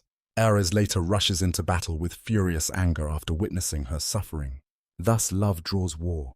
War answers love. The cycle tightens once more. Some later scholars believed this episode symbolized a profound truth. Even beauty cannot remain untouched by violence once violence has been invited into the world. Whether symbolic or literal, the lesson endures. That evening, Aphrodite washes her wound in a quiet spring hidden among olive trees outside Troy. The cool water eases the pain. Yet another ache remains. She remembers the peaceful shoreline where she first rose from the sea. She remembers believing beauty could heal the world. Now she has watched beauty become one reason the world bleeds. The goddess has changed, not because she loves less, because she understands love more completely. It can save. It can wound. Sometimes it does both at once. Above the battlefield, ravens circle beneath gathering clouds. Far away, beyond the Greek camp, another hero is already preparing for the destiny that will change the war forever. His anger has not yet reached its greatest height. But when Achilles finally returns to battle, even the gods themselves will struggle to protect those they cherish. The war stretches onward until even the oldest olive trees seem to remember nothing else. Summer follows winter. Winter yields once more to spring. The fields beyond Troy bloom with crimson poppies, only to be trampled beneath marching feet before the flowers can scatter their seeds. Campfires rise each evening along the Greek shore, their smoke blending with sea mist until the horizon itself appears wrapped in grey. You stand beside Aphrodite upon the highest tower of Troy. The wind is cool this morning. It carries the scent of salt from the Hellespont, mixed with smoke, leather, and distant rain. Below, soldiers prepare once again. Some sharpen swords, others whisper prayers. A few simply sit in silence, watching the sunrise as though trying to remember a world before war. Aphrodite watches only one man, Aeneas, her son. He has grown into everything she hoped and everything she feared. The gentle child she once carried now wears bronze armor, polished until it reflects the dawn itself. His shield bears symbols of his royal house. His movements carry confidence, earned through years of hardship rather than youthful pride. He resembles Anchises more with every passing season. The sight fills Aphrodite with quiet joy and quiet terror, because mortal sons cannot remain forever beyond danger. Each time Aeneas rides through the city gates, she wonders whether she will see him return. The fear surprises her. She has inspired mothers to love their children for countless generations. Now she experiences that love without protection. Immortality does not spare her from worry. If anything, it deepens it. Gods measure time differently. Mortals vanish too quickly. One afternoon, Aeneas visits his father before returning to the battlefield. You accompany them into a shaded courtyard where grapevines climb across old wooden beams. Warm sunlight filters through green leaves, casting moving patterns across the stone floor. Anchises has grown older. Grey touches his hair. His hands carry the marks of years spent working the land before destiny pulled his family toward kings and armies. He embraces his son tightly. Neither speaks for several moments. Words cannot improve such moments. At last, Anchises says softly, "Fight with courage." Then he adds something quieter. "But remember that courage is not the same as recklessness." Aeneas smiles. "I remember." Aphrodite listens unseen. She wishes she could speak as freely. She wishes she could tell him not to fight at all. But she knows better. Some paths belong to destiny. Even a goddess cannot close them forever. That evening, she climbs to a quiet temple overlooking the city. The shrine is dedicated not only to herself, but also to the ancient powers that watched over Troy, long before Olympian names reached these hills. Fresh incense burns before weathered stone altars. Its fragrance fills the cool air. An old priestess enters carrying a shallow bronze bowl filled with spring water. She pauses suddenly. The surface of the water begins to ripple. No wind touches it. The priestess closes her eyes. "A great tree will fall," she whispers, "but one living branch will cross the sea." Then the ripples disappear. She offers no explanation. Ancient omens rarely arrive with instructions. Aphrodite understands only part of the message. Someone important will perish. Someone else will survive. She does not yet know that the living branch is Aeneas himself. Historians continue to debate whether such prophetic traditions reflected genuine religious rituals or later literary symbolism. Yet throughout Greek mythology, water often carried messages from the unseen world, its changing surface mirroring the uncertain flow of fate itself. Days later, battle erupts with unusual violence. Trumpets echo across the plain before sunrise. Dust rises so thickly that the distant hills vanish behind it. The clash of bronze rings across the valley like rolling thunder. You follow Aphrodite as she descends toward the battlefield, invisible among charging horses and shattered chariots. She moves through chaos, searching for one familiar face. She finds him near the center of the fighting. Aeneas stands surrounded. Greek warriors press inward from every side. Spears strike his shield. His sword flashes beneath the fierce afternoon sun. The air smells of iron, sweat, churned earth, and burning leather. Around him, men shout the names of gods they hope are listening. Aphrodite reaches instinctively toward her son. Then she stops. The fates. She remembers them. No immortal may simply erase every danger written into destiny. Protection has limits. Even divine love must sometimes wait. Aeneas fights on. He drives back one attacker, then another. At last, a towering Greek champion advances through the dust. Some traditions identify him as Diomedes. Others remember different names in different battles. The details shift. The danger remains. Their weapons meet with a sound sharp enough to silence every nearby voice. Bronze strikes bronze. Again. Then Aeneas stumbles. His shield slips. The Greek spear drives forward. This time Aphrodite does not hesitate. She wraps invisible arms around her son. The spear glances aside. Not by much. Only enough. Sometimes salvation arrives through miracles. Sometimes through the smallest change imaginable. Still, the effort costs her. The old wound left by Diomedes years earlier begins aching once again. Pain spreads through her arm like cold fire. She realizes something unexpected. Divine injuries heal. Memories do not. Ares suddenly appears upon a distant ridge. He has watched the battle unfold. His first instinct is the same as always. Attack. Break the enemy. End the threat through force. Aphrodite meets his gaze across the battlefield. She slowly shakes her head. Not today. Ares lowers his spear. This simple moment reveals how much both have changed. Long ago, he would have rushed into violence without thought. Now he waits, not because he fears battle, because he trusts her judgment. Their relationship has matured. Passion alone no longer binds them. Shared experience does. By sunset, the fighting finally fades. The plain lies quiet, except for wounded men calling softly for water. Crows settle upon abandoned shields. Smoke drifts upward from broken wagons. Aeneas survives, but survival itself has become exhausting. That night, Aphrodite visits him as he sleeps. Dreams offer one place where gods may speak without frightening those they love. He finds himself standing beside a calm sea beneath countless stars. The waves glow faintly with silver light. Aphrodite approaches across the water, not walking, almost floating. "My son," she says gently, "you cannot save Troy." Aeneas lowers his head. "I know. You may save something greater." He looks toward the horizon. There, far beyond sight, another coastline seems to shimmer briefly before disappearing. "What awaits me?" Aphrodite smiles sadly. "The answer must remain hidden. When will I know? When the fire reaches your home." He wakes before dawn. The dream lingers. He tells no one. Some truths become heavier when spoken aloud. Meanwhile, Aphrodite leaves the dream carrying sorrow of her own. She has seen more clearly than ever before. The city she has defended for years cannot escape its destiny. Her son can, but only by leaving behind everything he loves. The realization becomes another sacrifice. She once believed love meant keeping others close. Now she begins understanding that true love sometimes prepares someone to walk away. As morning returns, she climbs once more to Troy's walls. Below, ordinary life stubbornly continues. Women bake bread, children chase stray dogs through narrow streets. Old men argue in the marketplace over the price of grain. For a few precious hours, the city almost forgets it is dying. Aphrodite memorizes every sight, every sound, every fragrance carried upon the cool wind, because somewhere deep within her heart, another prophecy has begun to awaken. Soon, even these familiar streets will exist only in memory.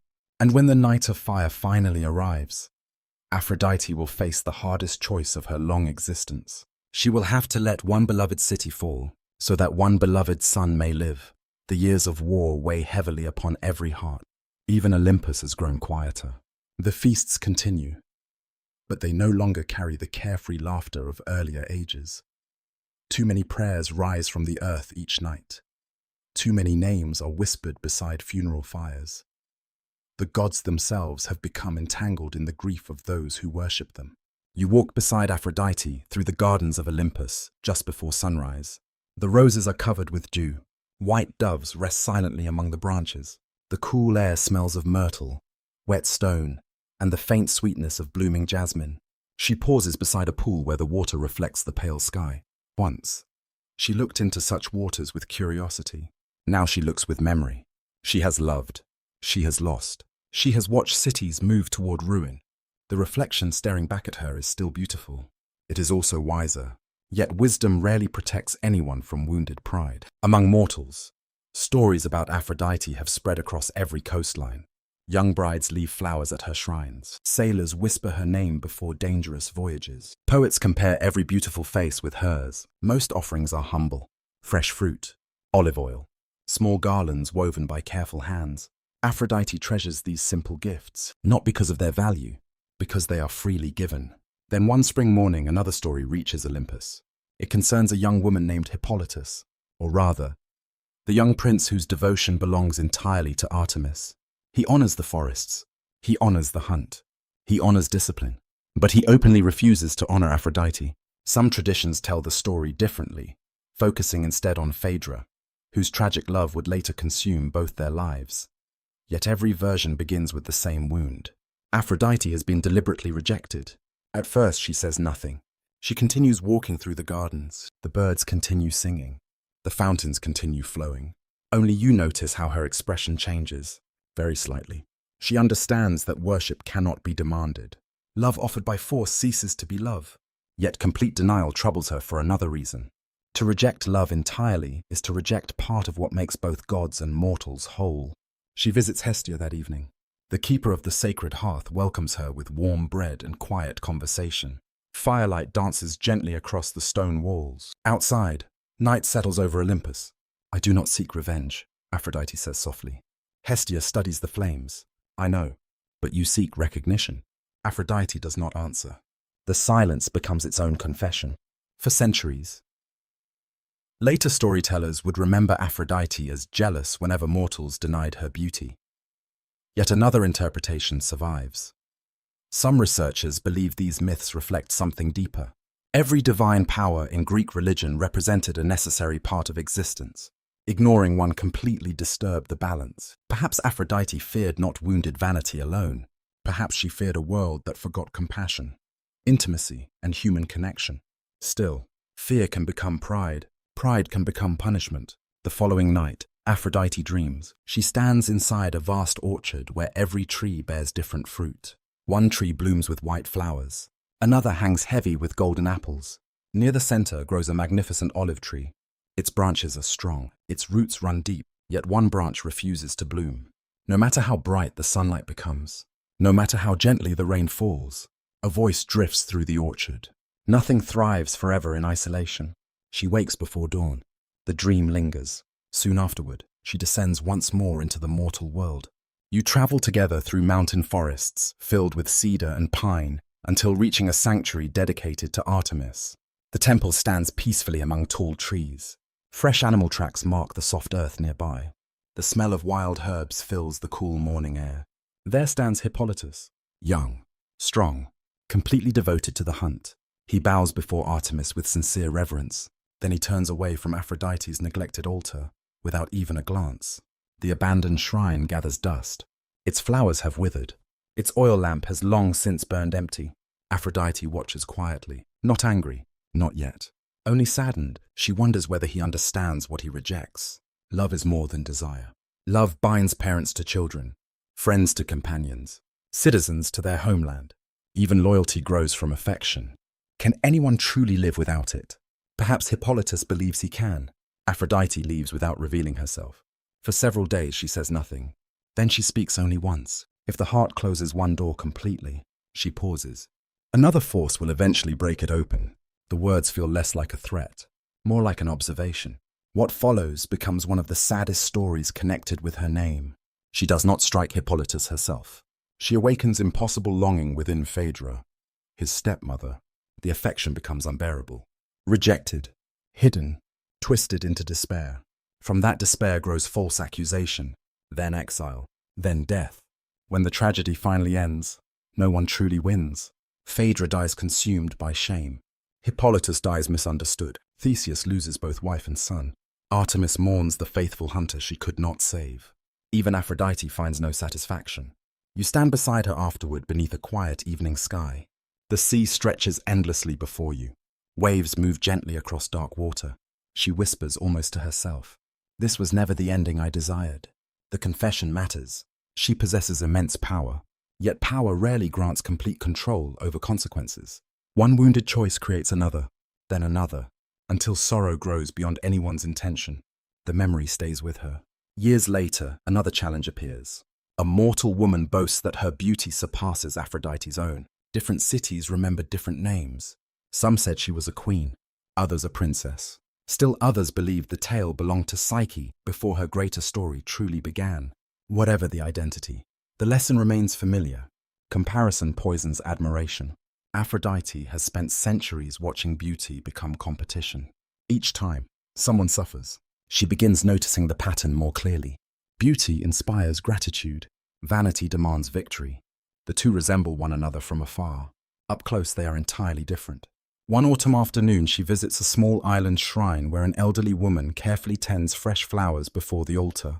The priestess recognizes no divine presence. She believes herself alone. Still, she speaks aloud while replacing wilted blossoms. "Lady of love," she says gently, "teach us to love one another more than ourselves." Nothing more. No request for wealth. No plea for beauty. Only that simple prayer. Aphrodite feels something inside her soften. Perhaps this is what she had been longing to hear all along. Not worship born from fear. Not admiration born from envy. Only a heart seeking kindness. She blesses the shrine without revealing herself. The roses bloom more brightly. The olive trees bear unusually rich fruit that season. The old priestess smiles, believing only that the weather has been generous. Some blessings ask for no recognition. As twilight settles across the island, Aphrodite walks beside the shoreline. The sea is calm. Gentle waves wash across smooth stones exactly as they did on the morning of her own birth. She reflects upon the many punishments later generations would remember. Some deserved, some perhaps not. She begins questioning herself more often. Can justice exist without mercy? Can love guide the world while pride still lives inside the heart that represents it? No answer comes. Only the sound of water, far above. The evening star appears in the western sky. The planet long associated with her sacred presence glows softly against deepening blue. She watches it until darkness fully arrives. Another path now waits ahead, one unlike any she has walked before. Not another rival, not another war, but a young woman whose beauty will challenge even the goddess herself. A woman named Psyche. And through Psyche, Aphrodite will confront the one lesson no immortal can avoid forever. That love reaches its greatest strength only after pride has learned to surrender. The story of Psyche begins far from Olympus, in a mortal kingdom bordered by green hills and a bright, restless sea. You arrive beside Aphrodite at the edge of the city, just as morning light touches its white stone walls. The streets are already crowded. Merchants raise painted awnings above their stalls. Bakers carry warm loaves into the open air. Children run between fountains where clear water spills from the mouths of carved lions. From every doorway comes the scent of olive oil, crushed herbs, wool, and wood smoke. Yet the people are not gathering for a festival. They are waiting to see a young woman, Psyche, the youngest daughter of the king. Her beauty has become famous beyond the borders of her homeland. Travelers alter their journeys simply to pass through the city. Poets struggle to describe her. Artists break pieces of marble in frustration because no statue seems capable of capturing what they have seen. Some kneel when she walks past. Others leave flowers before her door. A few begin calling her a second Aphrodite. Then the comparison changes. They no longer say she resembles the goddess. They say she surpasses her. At first, Aphrodite dismisses the rumors. Mortals praise carelessly. Their admiration rises and fades as quickly as summer heat from stone. But the stories continue. Temples once filled with worshippers grow quiet. Garlands wither upon Aphrodite's altars. Incense intended for the goddess is burned instead, near the palace where Psyche lives. You stand with Aphrodite inside one neglected shrine. Dust covers the floor. A single dove feather lies near an empty offering bowl.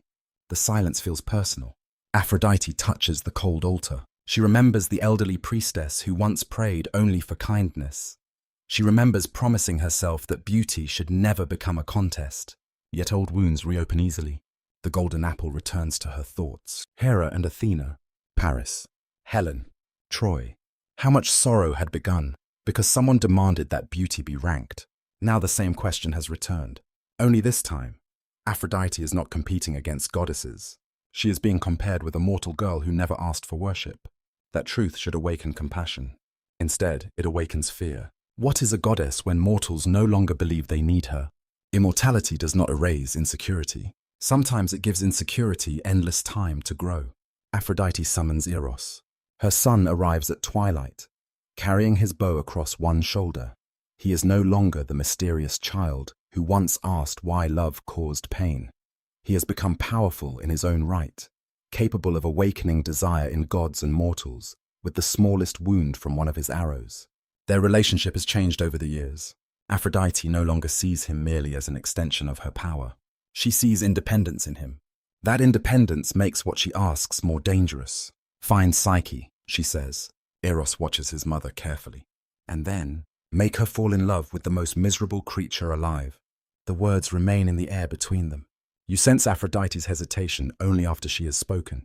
Eros does not immediately obey. Has she harmed you? No. Has she mocked your name? No. Then why must she suffer? Aphrodite looks away. Because mortals have forgotten the difference between beauty and divinity. Eros lowers his gaze. For the first time, mother and son stand on opposite sides of love. He finally agrees, but not from conviction. From loyalty. That night, Aphrodite dreams of a mirror floating upon dark water. When she looks into it, she sees Psyche's face. Then the reflection changes into her own. The two faces alternate until neither can be distinguished from the other. A crack appears across the glass. From within the crack, a voice whispers, "You do not fear her beauty, you fear your own disappearance." Aphrodite wakes before dawn with anger in her heart. Not because the dream is false, because it may be true. Meanwhile, Eros descends into Psyche's chamber. Moonlight falls across the floor in pale rectangles.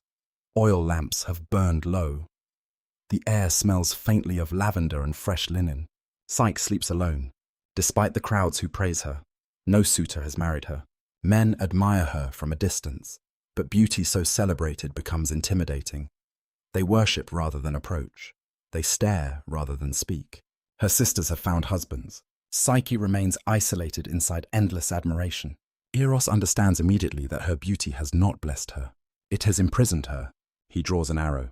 The point gleams softly. He steps closer. Then Psyche wakes.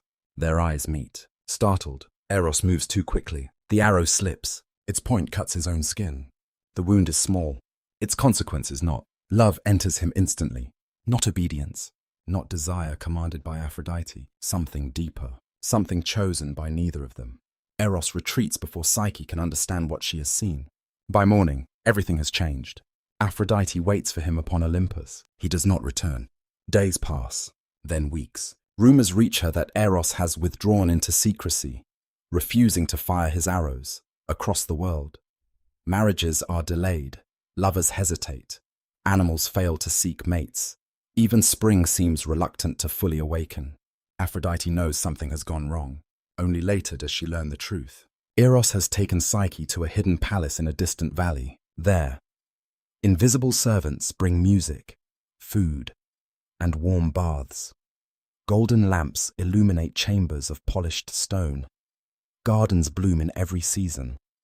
At night, Eros comes to her, but he refuses to reveal his face. Psyche knows only his voice, his gentleness, the warmth of his presence beside her in darkness. He asks for trust. She gives it. For a time, they are happy. Yet happiness built upon mystery is fragile. Psyche's sisters visit. They see the palace. They see the wealth. And envy begins whispering where affection once lived. They convince her that her unseen husband must be a monster. Why else would he hide? That night, Psyche carries a lamp and a blade into the sleeping chamber. Her hands tremble. Eros sleeps beside her. She raises the lamp. Light falls across his face. Not a monster, a god. Young, radiant, and more beautiful than any mortal imagination. Psyche stares in wonder. A drop of hot oil spills from the lamp. It lands upon Eros's shoulder.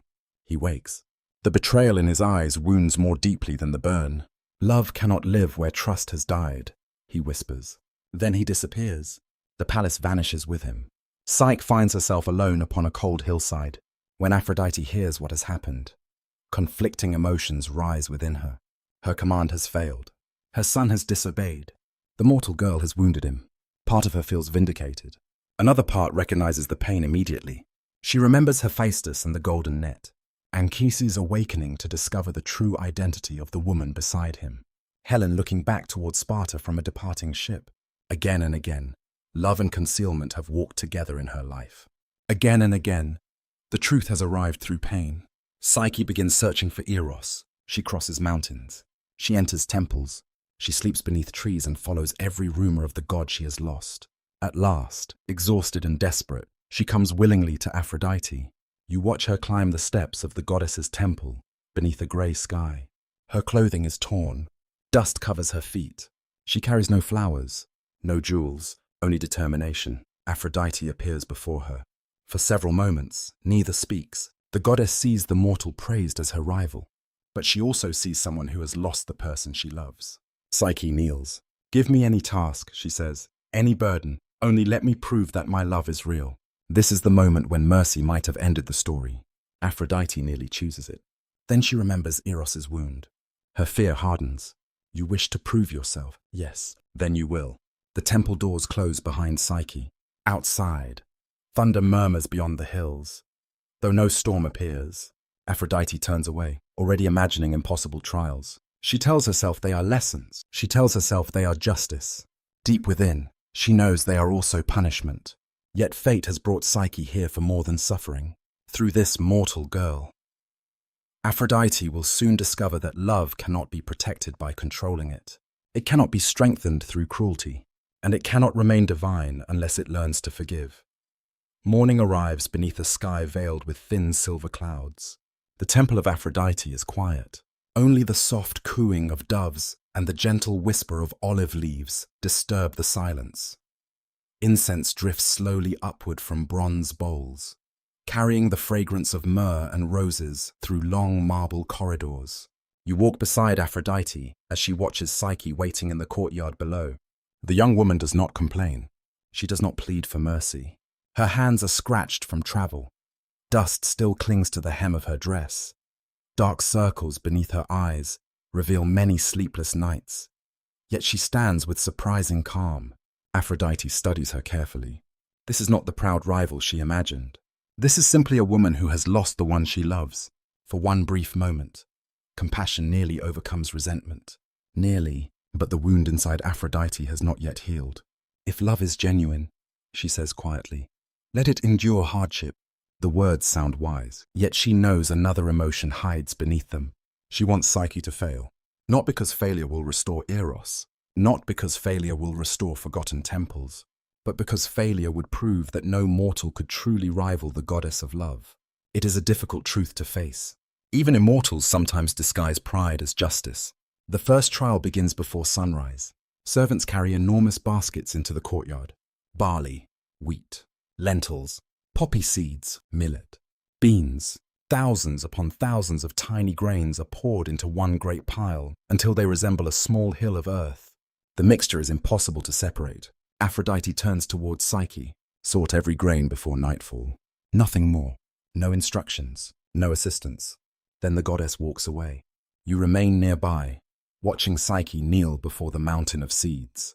She picks up one grain, then another. The task is hopeless, even if she worked without rest. Years would pass before she finished. At first, tears gather in her eyes. Then she closes them, not to surrender. To breathe. When she opens them again, she quietly begins. One grain, then another. Hours pass. The sunlight grows warmer. Still she continues. Aphrodite observes from a shaded balcony. She expects despair. Instead, she witnesses perseverance. The sight unsettles her. As afternoon approaches, something extraordinary happens. Tiny movements ripple through the grass. Hundreds of ants emerge from beneath nearby stones. Then thousands, without command from any visible god. They climb into the great heap of grain. Each insect carries away one tiny seed, then another, then another. Together, they accomplish what no single creature ever could. By sunset, the grains stand perfectly separated into neat piles. Psyche scarcely understands how. Aphrodite certainly does. Nature itself has answered kindness. She says nothing, only nods once. The next task. Her voice sounds colder than before. Yet inside, uncertainty begins replacing certainty. The following morning, she leads Psyche toward a broad river valley. Golden sheep graze peacefully among tall grasses. Their wool glows brilliantly beneath the afternoon sun. Beautiful. Until one looks closer. These are no ordinary animals. As the heat of day rises, they become violently aggressive, charging anything that approaches. Their golden fleece, Aphrodite says, bring me enough to fill this basket. She leaves. Psyche waits beside the river. The sheep lower their heads. Their horns gleam sharply. To enter the meadow now would mean certain death. She sits beneath a willow tree, wondering how wisdom differs from surrender. Then the reeds beside the river begin whispering in the breeze. Whether it is merely wind or the voice of an old river spirit has never been certain. Ancient storytellers remembered both possibilities. The reeds murmur gently. Wait, nothing more. Psyche listens. As evening approaches, the fierce heat fades. The sheep wander calmly through the valley, leaving strands of shining wool caught upon thorn bushes and low branches. Psyche gathers the abandoned fleece without harming a single creature. Again she returns successfully. Again Aphrodite hides her surprise. That night the goddess dreams. She stands upon the same shoreline where she first rose from the sea. The waves place treasures at her feet. Shells, pearls, sea glass polished smooth by endless tides. She bends to gather them. Each transforms into a human hand reaching upward before dissolving back into water. A voice echoes across the surf. Love receives. It does not seize. She wakes before dawn. The dream refuses to leave her. Still, she prepares the third trial. This time Psyche must climb a mountain where cold springs tumble down sheer cliffs. At the highest ledge flows dark water from the sacred river that feeds the underworld itself. The path is narrow. The rocks are slick. Great serpents coil among the crags. Even eagles hesitate to nest there. Aphrodite hands Psyche a crystal vessel. Bring me water. Psyche begins climbing. The wind grows stronger with every step. Mist clings to the rocks. Below, the valleys disappear beneath drifting clouds. Halfway upward, she realizes the truth. No mortal can safely reach the source. She closes her eyes. Not in defeat, in acceptance. Suddenly a shadow passes overhead. An eagle descends from the brilliant sky. Its wings spread wider than any earthly bird. Some believed it belonged to Zeus. Others thought it merely answered destiny itself. The great bird lifts the crystal vessel in its talons. It flies effortlessly through the dangerous cliffs, fills the vessel from the sacred spring, then returns it to Psyche before disappearing into sunlight. The impossible has become possible once again. When Psyche returns, Aphrodite studies the untouched vessel. The sacred water glows faintly beneath the temple lamps. No mortal should have succeeded, yet she has. The goddess begins asking herself a question she has avoided since this story began. Is Psyche succeeding because fortune favors her, or because love itself is guiding her? The answer grows harder to deny. Days later, Aphrodite summons Psyche once more. This time, the goddess holds a small black casket carved from polished stone. The air inside the temple feels unusually still. Even the doves remain silent. There is one final task. Psyche listens carefully. You must journey into the realm beneath the earth. The words hang heavily between them. The queen of the underworld possesses beauty untouched by time. Ask her to place a small portion inside this casket. Persephone. Aphrodite speaks the name softly, not with rivalry, with respect.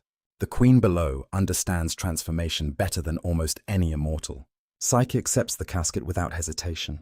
No fear appears upon her face, only determination. She has already crossed loneliness. She has already crossed grief. Death itself seems only another road. As Psyche disappears toward the distant hills, Aphrodite remains standing beneath the temple columns. The breeze stirs her golden hair. She realizes she has stopped hoping for the girl's failure. Without noticing, her heart has begun changing. Each impossible trial has revealed not arrogance, but humility, not vanity, but devotion. For the first time since hearing Psyche's name, Aphrodite wonders whether she has misunderstood her entirely. Perhaps the girl was never her rival. Perhaps she was simply another soul searching for love. The thought brings unexpected shame. Far below the earth, Psyche now approaches the gates of the underworld. Above, Aphrodite gazes toward the western horizon, where evening slowly paints the sky in shades of rose and amber.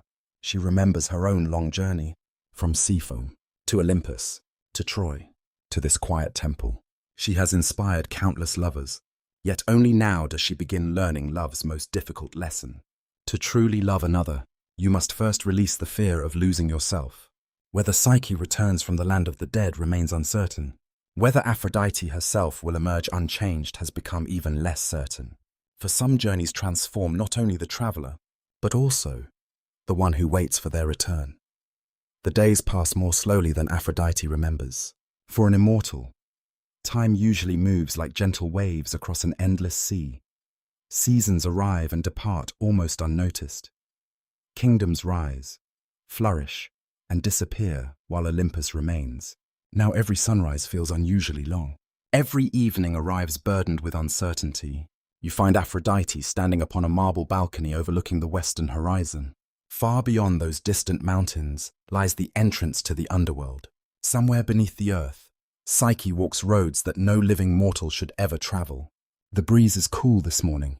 It carries the fragrance of cypress trees, wild thyme, and the faint sweetness of roses blooming in the temple gardens below.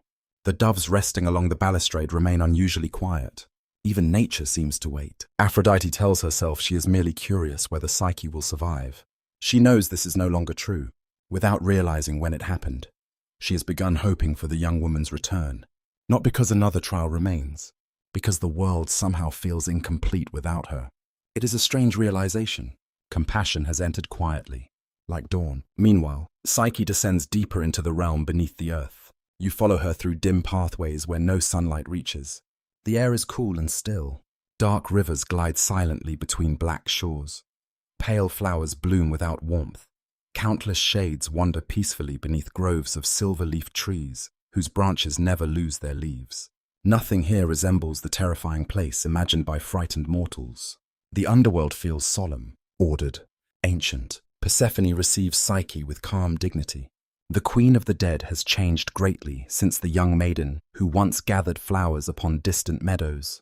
Years beside Hades have given her quiet strength. She understands loss.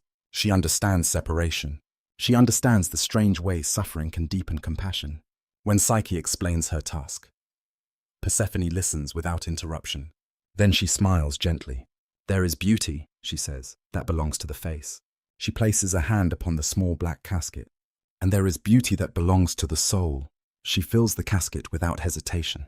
No argument, no jealousy, only generosity. Psyche bows gratefully. Her journey should now be complete. Yet one final temptation waits beside the road home, as she climbs toward the world above. The black casket grows unexpectedly heavy. A thought enters her mind. Simple, reasonable. If even a little of Persephone's beauty could restore her tired face, would Eros not rejoice to see her? Surely no harm could come from opening it for only a moment. The temptation does not sound selfish. It sounds loving. That is what makes it dangerous. Psyche kneels beside a lonely path where pale light filters down from the distant world above. Her hands hesitate. She remembers every hardship, every trial, every lonely night. Then she opens the casket. Nothing beautiful rises. Instead, an invisible sleep flows outward like soft grey mist. It settles gently upon her eyes. Within moments, she lies motionless beside the path. The casket slips from her hands. Silence returns, far away upon Olympus. Aphrodite suddenly pauses in the middle of a conversation with the Graces. She feels it. No words explain how. Love often senses absence before reason understands it. She turns toward the western sky. The wind has stopped. One dove suddenly flies upward in alarm. Something has happened. Before Aphrodite can move, another figure is already racing toward the mortal world. Eros. His wound has healed. His sorrow has not. Since leaving Psyche, he has hidden himself from nearly everyone. Yet true love cannot remain hidden forever. He finds her exactly where she has fallen. She looks peaceful, almost asleep beneath the pale light. Eros kneels beside her. He understands immediately. Gently, he gathers the enchanted sleep into the tip of one of his arrows, returning it to the casket where it belongs. Then he touches Psyche's forehead. She opens her eyes. For several breaths, neither speaks. Words would only weaken the moment. Finally, Eros smiles. You believed I had abandoned you. Psyche reaches for his hand. I believed I had abandoned you. The distinction matters. Love matures when blame gives way to understanding. Together they climb from the underworld toward the living world. Meanwhile, Aphrodite waits outside her temple. The afternoon sun paints long golden shadows across the marble steps. She hears footsteps, then sees them. Psyche and Eros walking side by side. Neither hides, neither apologizes, neither appears afraid. Aphrodite watches in silence. Her son stops several paces away. He does not argue. He does not plead. He simply says, I love her. Nothing more. The simplicity of the words echoes through the quiet courtyard. Aphrodite studies them both. She remembers every trial, every command, every punishment. She also remembers another young woman standing beside a fountain in Sparta, a shepherd upon Mount Ida, a lonely blacksmith in his forge, Anchises beneath the stars, the countless hearts she herself had joined together across centuries. Had she truly forgotten her own gift? Love was never meant to create fear, only connection. The realization settles gently inside her, not like defeat, like awakening. She walks towards Psyche. The young woman lowers her head respectfully. I wronged your son. You wounded him, Aphrodite replies softly. Yes, and yet, the goddess pauses. He still came for you. Psyche nods. He did. Aphrodite smiles for the first time since this story began. A love capable of surviving pride deserves more than punishment. The words surprise even herself. She reaches forward. Instead of taking the casket, she takes Psyche's hands. In that single gesture, resentment dissolves, not because it never existed, because forgiveness has become stronger. Olympus itself seems to breathe more easily. The doves return to the temple roof. Warm wind moves once again through the rose gardens. Even the fountains appear brighter beneath the afternoon light. The Graces begin laughing somewhere beyond the columns. Harmony slowly returns. Soon afterwards, Zeus himself summons the assembly of the gods. The great hall fills once more. Golden light pours through its open arches. Every Olympian takes a place. Hera, Athena, Apollo, Artemis, Demeter, Hermes. Even Hephaestus watches quietly from beside his magnificent throne. Eros stands beside Psyche. Aphrodite remains close to them both. Zeus rises. His voice carries effortlessly through the chamber. Too much suffering has already tested these hearts. He lifts a small golden cup. Within it shines clear nectar, the drink of immortality. He offers it to Psyche. If love is worthy of eternity, he smiles, then eternity should welcome love. Psyche drinks. Light surrounds her, not blinding, gentle. The weariness of countless trials disappears. Mortality quietly falls away like autumn leaves carried by the wind. She rises not as a mortal queen, but as an immortal among the gods. Aphrodite watches with unexpected joy. She no longer sees a rival. She sees a daughter, perhaps not by blood, certainly by love. Later that evening, after the celebrations have faded into quiet conversation, you walk beside Aphrodite through the same gardens where she once struggled with jealousy.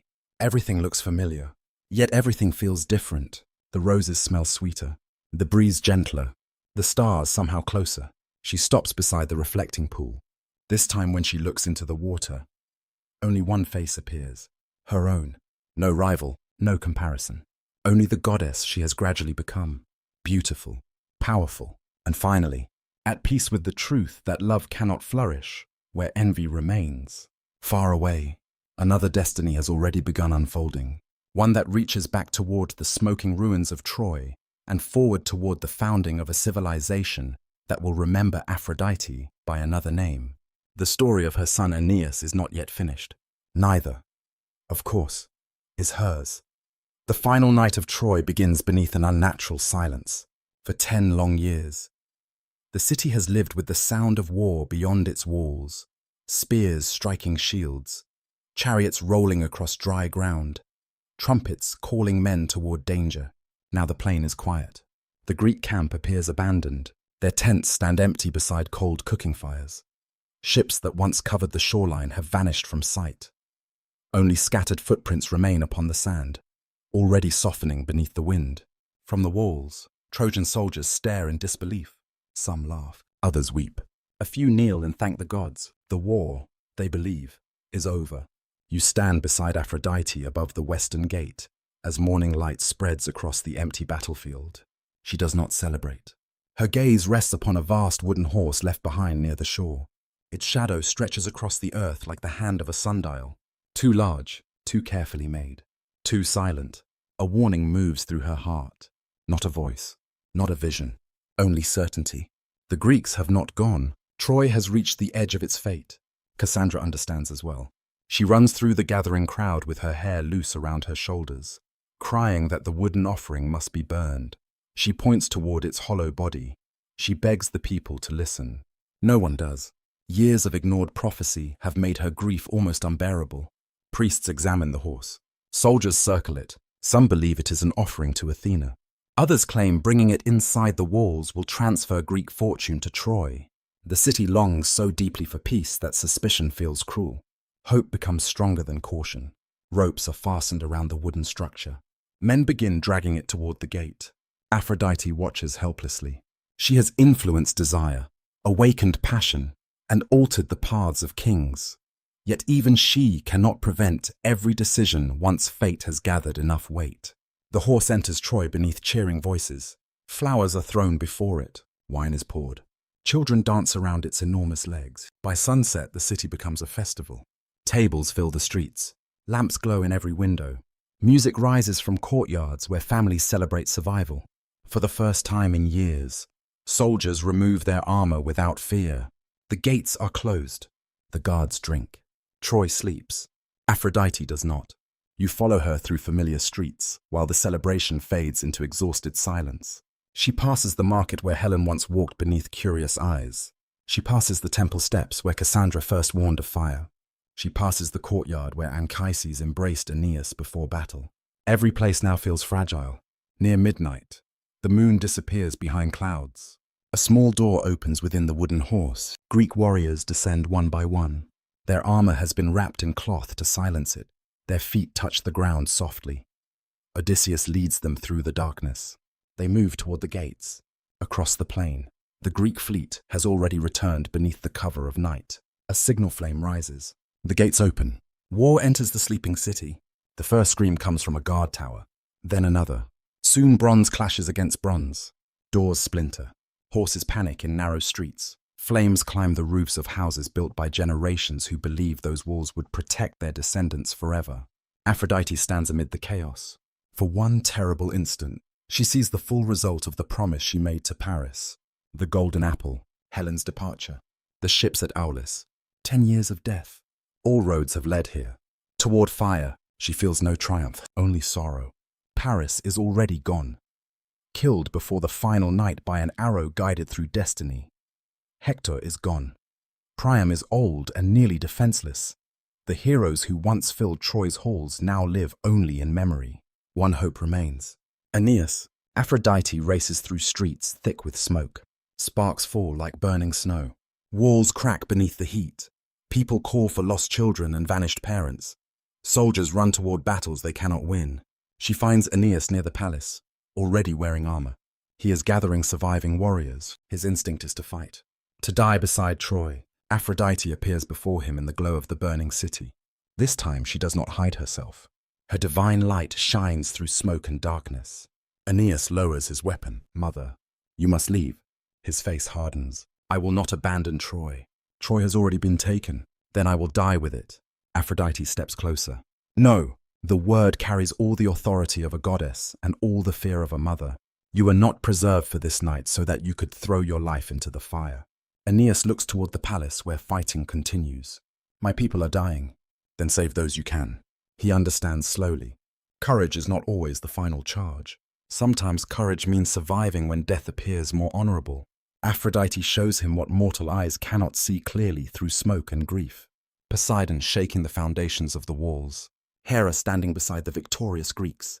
Athena guiding destruction through streets that once rejected her favor. The gods themselves are allowing Troy to fall. No sword can reverse it. Aeneas lowers his head. What must I do? Find your father. Anchises waits inside his home, refusing to flee. He is old now, too weak to walk far.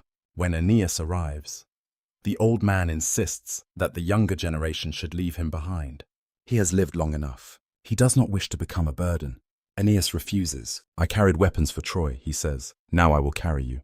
He lifts Anchises onto his shoulders. His young son, Ascanius, takes his hand. Behind them walks Creusa, Aeneas's wife. 3 generations move together through the burning city. The old world, the present, the future. Aphrodite guides them unseen through hidden streets. Flames bend away from their path. Falling stones miss them by the width of a hand. Greek patrols turn down different roads without understanding why. At a crossroads, a strange light appears above Ascanius. A small flame rests upon the child's head. It does not burn him. Anchises sees the sign. His earlier resistance vanishes. The omen is clear. The gods have marked the boy. The family must survive. They continue toward the city gates.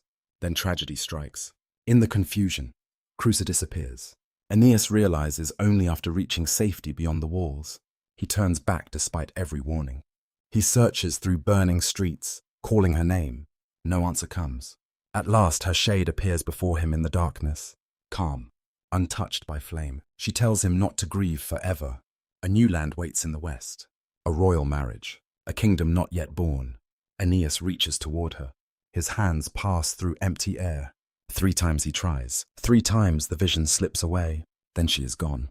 Aphrodite watches from nearby. She knows the cruelty of separation. She also knows Creusa's final words carry destiny. Love does not always save a person from death. Sometimes it gives the living permission to continue. By dawn, a small group of survivors gathers upon the hills. They look back toward Troy. Smoke covers the sky. The towers collapse one by one. Anchises weeps silently upon his son's shoulders. Ascanius clings to Aeneas's hand. No one speaks.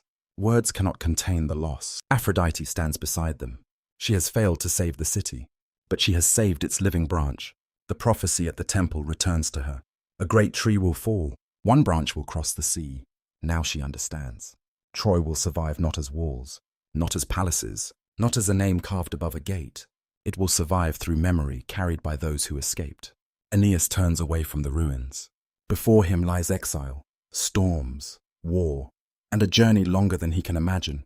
Aphrodite looks westward, beyond the islands, beyond Greece, beyond the familiar edge of the world. She senses another city waiting far in the future. A city of 7 hills, a people who will call her Venus. Temples will rise in her honor. Generals will claim descent from her bloodline. Poets will remember her not only as the goddess who began a war, but as the mother whose son carried civilization from the ashes. As the survivors descend toward the shore, the first rain begins to fall, softly at first, then steadily. It cannot extinguish Troy, but it settles the ash. And beneath the darkened sky, Aphrodite follows her son toward the waiting sea, knowing that the end of one world has quietly become the beginning of another. The survivors leave Troy beneath a sky still darkened by smoke. Behind them, the city burns until the towers become shadows inside the dawn. Before them, the sea stretches westward, cold and uncertain, reflecting a future no one can yet see. You stand beside Aphrodite upon the shore as Aeneas prepares the ships. They are not vessels built for conquest. They are crowded with families, wounded soldiers, sacred objects, tools, seeds, and whatever fragments of home could be carried away before the flames consumed everything else. An old woman holds a clay cup taken from her kitchen. A soldier guards a small wooden figure of a household god. Children sleep beneath folded cloaks, too exhausted to understand why they will never return. Aeneas walks among them quietly. He carries no expression of victory, only responsibility. This is the son Aphrodite once watched playing beneath the hills of Troy. Now an entire people depends upon him. Anchises sits near the stern of the first ship, his aged hands resting upon the sacred images rescued from the city. Ascanius remains close beside him, staring toward the ruined coastline with the solemn eyes of a child forced too early into history. When the sails rise, no one cheers. The ropes are released. The ships move slowly from the shore. Troy recedes into mist. Aphrodite follows. She has guided lovers toward one another, separated rivals, punished pride, and defended beauty. Yet this journey asks something different of her. She must guide people who have lost nearly everything. Love now means endurance. For many days, the fleet travels along unfamiliar coasts. The sea is not always cruel. Sometimes it lies calm beneath silver mornings. Dolphins surface beside the ships. Islands appear in the distance, covered with pine forests and pale stone cliffs. At other times, storms rise without warning. Waves tower over the decks. Wind tears sails from their ropes. The survivors cling to one another, while darkness hides every star. During one such storm, Aphrodite rises through the clouds and confronts Zeus upon Olympus. The halls of the gods glow with steady light, untouched by the chaos below.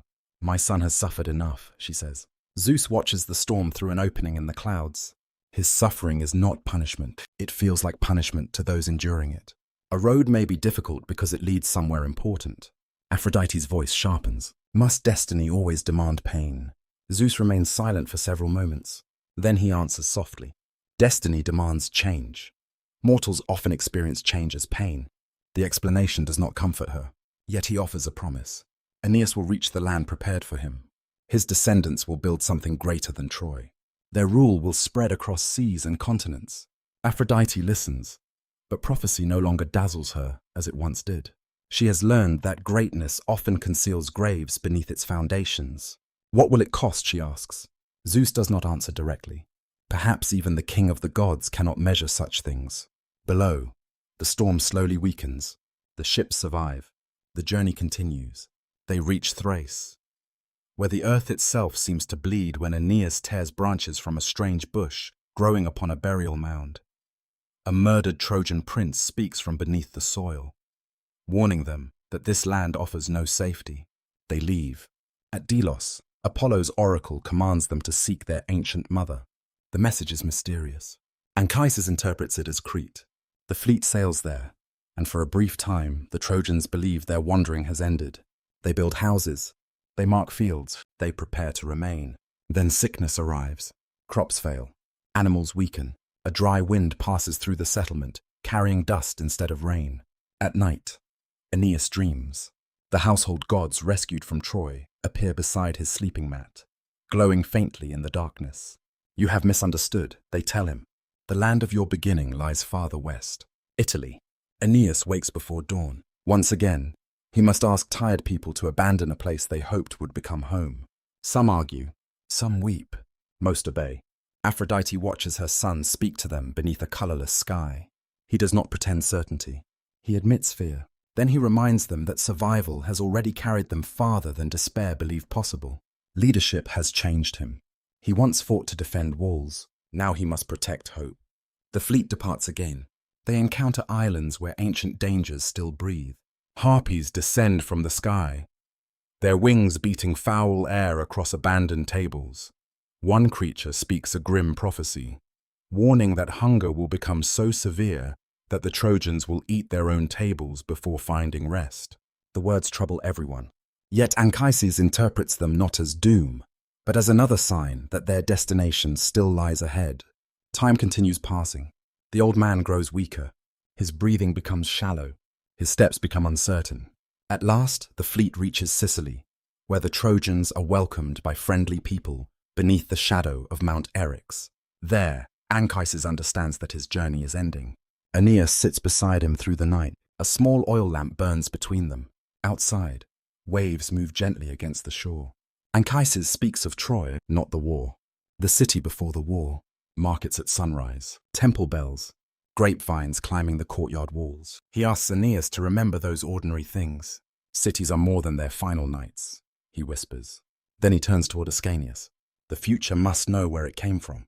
Before dawn, Anchises dies. Aphrodite remains close. This loss wounds her differently. Anchises was once the mortal who saw not only a goddess, but a lonely woman beneath the stars. He had aged while she remained unchanged. Now even his voice belongs to memory. She could not grant him immortality without altering the law that gives mortal love its urgency. Still, knowing this does not lessen grief. The Trojans build a burial mound overlooking the sea. Aeneas places flowers upon it. Ascanius leaves a small carved horse. Aphrodite stands beside the grave after everyone else has gone. She remembers Mount Ida, the scent of pine, the warmth of Anchises' hands, the promise of their son. Your branch still lives, she whispers. The wind moves softly through the grass. Perhaps that is his answer. The fleet sails onward without him. Eventually the Trojans reach Carthage, a rising city along the coast of North Africa. Its walls are unfinished. Its harbors are crowded with workers. At its center rules Queen Dido, strong, intelligent, also wounded by loss. Aphrodite immediately recognizes the danger. Aeneas and Dido resemble one another too closely. Both are exiles. Both carry the memory of dead spouses. Both are responsible for frightened people seeking new homes. Compassion becomes affection. Affection becomes desire. Once again, love offers rest. For a time, Aeneas begins imagining that Carthage might be the end of his wandering. Dido welcomes the Trojans. She listens to the story of Troy.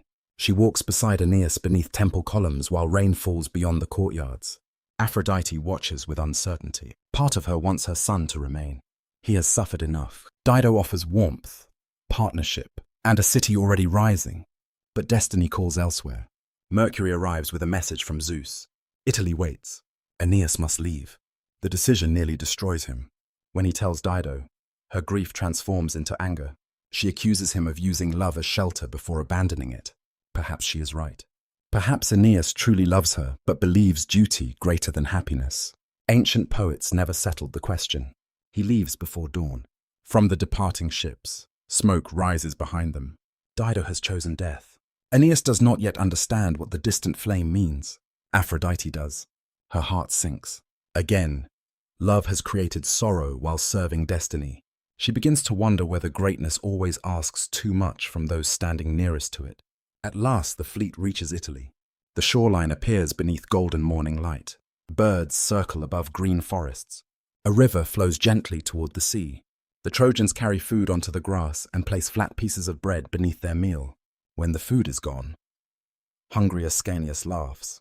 We have eaten even our tables. Silence follows. Then Aeneas understands. The Harpy's prophecy has been fulfilled. Not through horror, through something ordinary. The omen that once sounded like doom becomes a sign of arrival. Aphrodite smiles. Not every prophecy ends in darkness. Some lead the weary toward home, yet peace has not come. Italian kings already rule this land. A princess named Lavinia stands at the center of another promised marriage. A warrior named Turnus will not surrender his claim without battle. The Trojans have escaped one war only to approach another. Aeneas looks across the unfamiliar country. Behind him lie ashes, graves, and endless seas. Before him waits conflict. Still, he steps onto the shore. He carries Troy inside him. Aphrodite walks beside her son beneath the warm Italian sun, knowing that his final trials are about to begin. And from those trials, centuries beyond his own lifetime, a city called Rome will rise. The Italian sun feels different from the light of the Aegean. It is warmer, gentler. The air carries the fragrance of wild rosemary, oak forests, and distant vineyards instead of salt alone. Broad rivers wind through green valleys, where herds graze peacefully beneath rolling hills. Birds unknown to Troy sing from tall cypress trees, as though welcoming travelers who have wandered farther than they ever imagined. You stand beside Aphrodite as Aeneas looks across this unfamiliar land. To the people who already live here, it is simply home. To the weary Trojans, it is possibility. Yet possibility has never arrived without cost. King Latinus receives the strangers with cautious kindness. Age has given him patience, uncommon among rulers. He listens carefully as Aeneas tells the story of Troy's destruction and the long years of wandering across the sea. The old king remembers an ancient prophecy spoken before Aeneas ever reached Italy. His daughter, Lavinia, was not destined to marry a local prince. She would wed a foreigner. Their descendants would become greater than anyone present could imagine. Latinus studies Aeneas quietly. Sometimes destiny wears dusty sandals instead of golden crowns. He offers peace. He offers friendship. He even offers Lavinia's hand in marriage. But destiny rarely moves in straight lines. Turnus, prince of the Rutulians, has long expected to marry Lavinia himself. He is brave, honorable, proud, like so many before him. He believes the future belongs to the strongest claim. The arrival of the Trojans transforms disappointment into anger. Once again, armies begin gathering. Aphrodite closes her eyes. Another war. Not because anyone desires suffering, because competing visions of justice have collided. She remembers Paris, Helen, the plains before Troy. She wonders whether history merely changes names while repeating the same lesson. The gods themselves divide once more. Juno, whom the Greeks called Hera, has never forgotten Troy. Her resentment toward the descendants of Aeneas burns almost as fiercely as it did toward the city itself. She stirs unrest among Italian tribes, whispering fear into uncertain hearts. Mars watches with interest as warriors prepare for battle. Minerva observes quietly, weighing courage against wisdom. Aphrodite refuses to answer hatred with hatred. She has changed too much. Instead, she seeks another path. Late one evening, she descends to the workshop of Hephaestus. The forge glows deep beneath volcanic mountains. Rivers of molten metal flow through carved channels while bronze hammers ring with slow, steady rhythm. The smell of hot iron and charcoal fills the vast cavern. Hephaestus looks up from his anvil.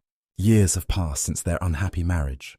The bitterness between them has faded into something gentler. Not romance, respect. "You have come to ask for something," he says with a faint smile. "I have. For Aeneas," she nods. He studies her for a long moment. Long ago he might have refused. Long ago she might have demanded. Neither is the same now. Without another word, Hephaestus turns back toward the blazing furnace. For many days he works. The Cyclopes assist him, their mighty hammers shaking the mountain itself. Sparks rise like countless stars inside the darkness, while glowing metal slowly takes shape beneath careful hands. A shield, a sword, a helmet. Armor worthy not merely of a hero, but of history. When the work is finished, Hephaestus presents the shield first. Aeneas expects scenes from Troy. Instead, he finds images he cannot understand. Cities not yet built, children not yet born, great rivers crossed by stone bridges, victorious armies carrying unfamiliar banners. One city appears again and again upon 7 hills. Aphrodite recognizes it immediately. Rome, not because it exists, because destiny already remembers it. The shield does not simply protect the body. It reminds its bearer that individual lives become part of stories larger than themselves. Aeneas accepts the gift with quiet gratitude. He cannot fully understand what he carries. Perhaps no one should. The battles begin soon afterward. They are fierce but different from Troy. Here the conflict is not between distant kingdoms. It is between neighbors who might have shared harvests under different circumstances. Fields become battlefields. Streams run cloudy beneath marching feet. The cries of wounded men echo through forests that once knew only birdsong. Aphrodite watches her son carefully. He no longer seeks glory. He seeks peace. Each victory weighs upon him rather than lifting him. One afternoon she finds him alone beside a river after battle. He washes blood from his hands. The water turns briefly red before carrying everything downstream. "I grow tired," he says softly, believing himself alone. "You are becoming a king." Aphrodite answers as she appears beside him. He looks toward her. "I wished only to find a home. Sometimes home must first be defended. And afterward," she smiles gently, "afterward it must be healed." The words remain with him. They become as important as any sword. The war finally narrows toward one unavoidable meeting. Aeneas, Turnus, 2 leaders, 2 futures. The armies step back. The duel begins beneath a wide blue sky. Their shields crash together. Spears splinter. Dust rises around their feet. Neither man fights dishonorably. Neither lacks courage. The outcome will not determine who is brave, only whose destiny continues. Turnus falls, defeated. He looks upward at Aeneas. For one long moment, mercy seems possible. Aeneas hesitates. Then he notices armor stripped long before from a fallen friend. His grief returns. His anger awakens. The sword descends. Silence follows. Ancient readers have argued about this ending for centuries. Was justice served? Or did vengeance triumph at the final moment? Perhaps the uncertainty is intentional. Even the greatest heroes remain human. Peace comes slowly afterward. Marriages unite former enemies. Fields are planted again. Children are born who know the stories of Troy only through their grandparents. Lavinia and Aeneas build not an empire, but a beginning. Years pass. Anchises' grandson Ascanius grows into adulthood. New settlements appear. Old hatreds gradually soften. Aphrodite watches from nearby hills where wildflowers bloom each spring. The violence has ended. The work of living has begun. She finds greater beauty in this quiet labor than in any battlefield victory. Women drawing water from wells. Builders raising new roofs. Parents teaching children old songs carried across the sea. Love has returned to ordinary life. That is where it always belonged. Generations later, the people of Italy begin calling her by another name, Venus. The sound is different. The meaning remains. She becomes not only the goddess of beauty and desire, but also the divine mother of the people who believe themselves descended from Aeneas. Centuries pass like drifting clouds. Kings become legends. Legends become history. Small villages become cities. Roads stretch across mountains. Ships cross every sea. At last, Rome rises exactly as the shield foretold. Temples dedicated to Venus stand among its streets. Generals offer sacrifices before distant campaigns. Poets compose verses celebrating the goddess, whose son escaped burning Troy to become the ancestor of their civilization. Among them is Virgil.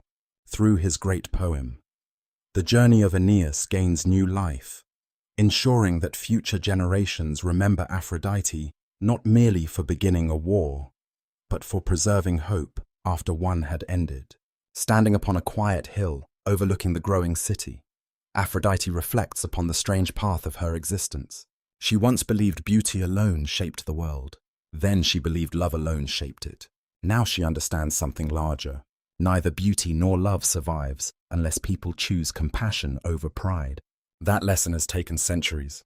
It has required kings, shepherds, queens, heroes, and ordinary families rebuilding homes from ashes. As evening falls, the first stars appear above Italy. Among them shines the bright evening star, long associated with her presence. The people below lift their eyes toward it without knowing she watches them in return. They call her Venus now, mother, protector, ancestor. Yet beneath every new title remains the same immortal who first rose from sea foam at the beginning of the world. Only now, she understands her own heart far better than she did on that distant morning. The sea is calm once more. Not because the world has become free from sorrow, not because love has ceased bringing joy and grief in equal measure.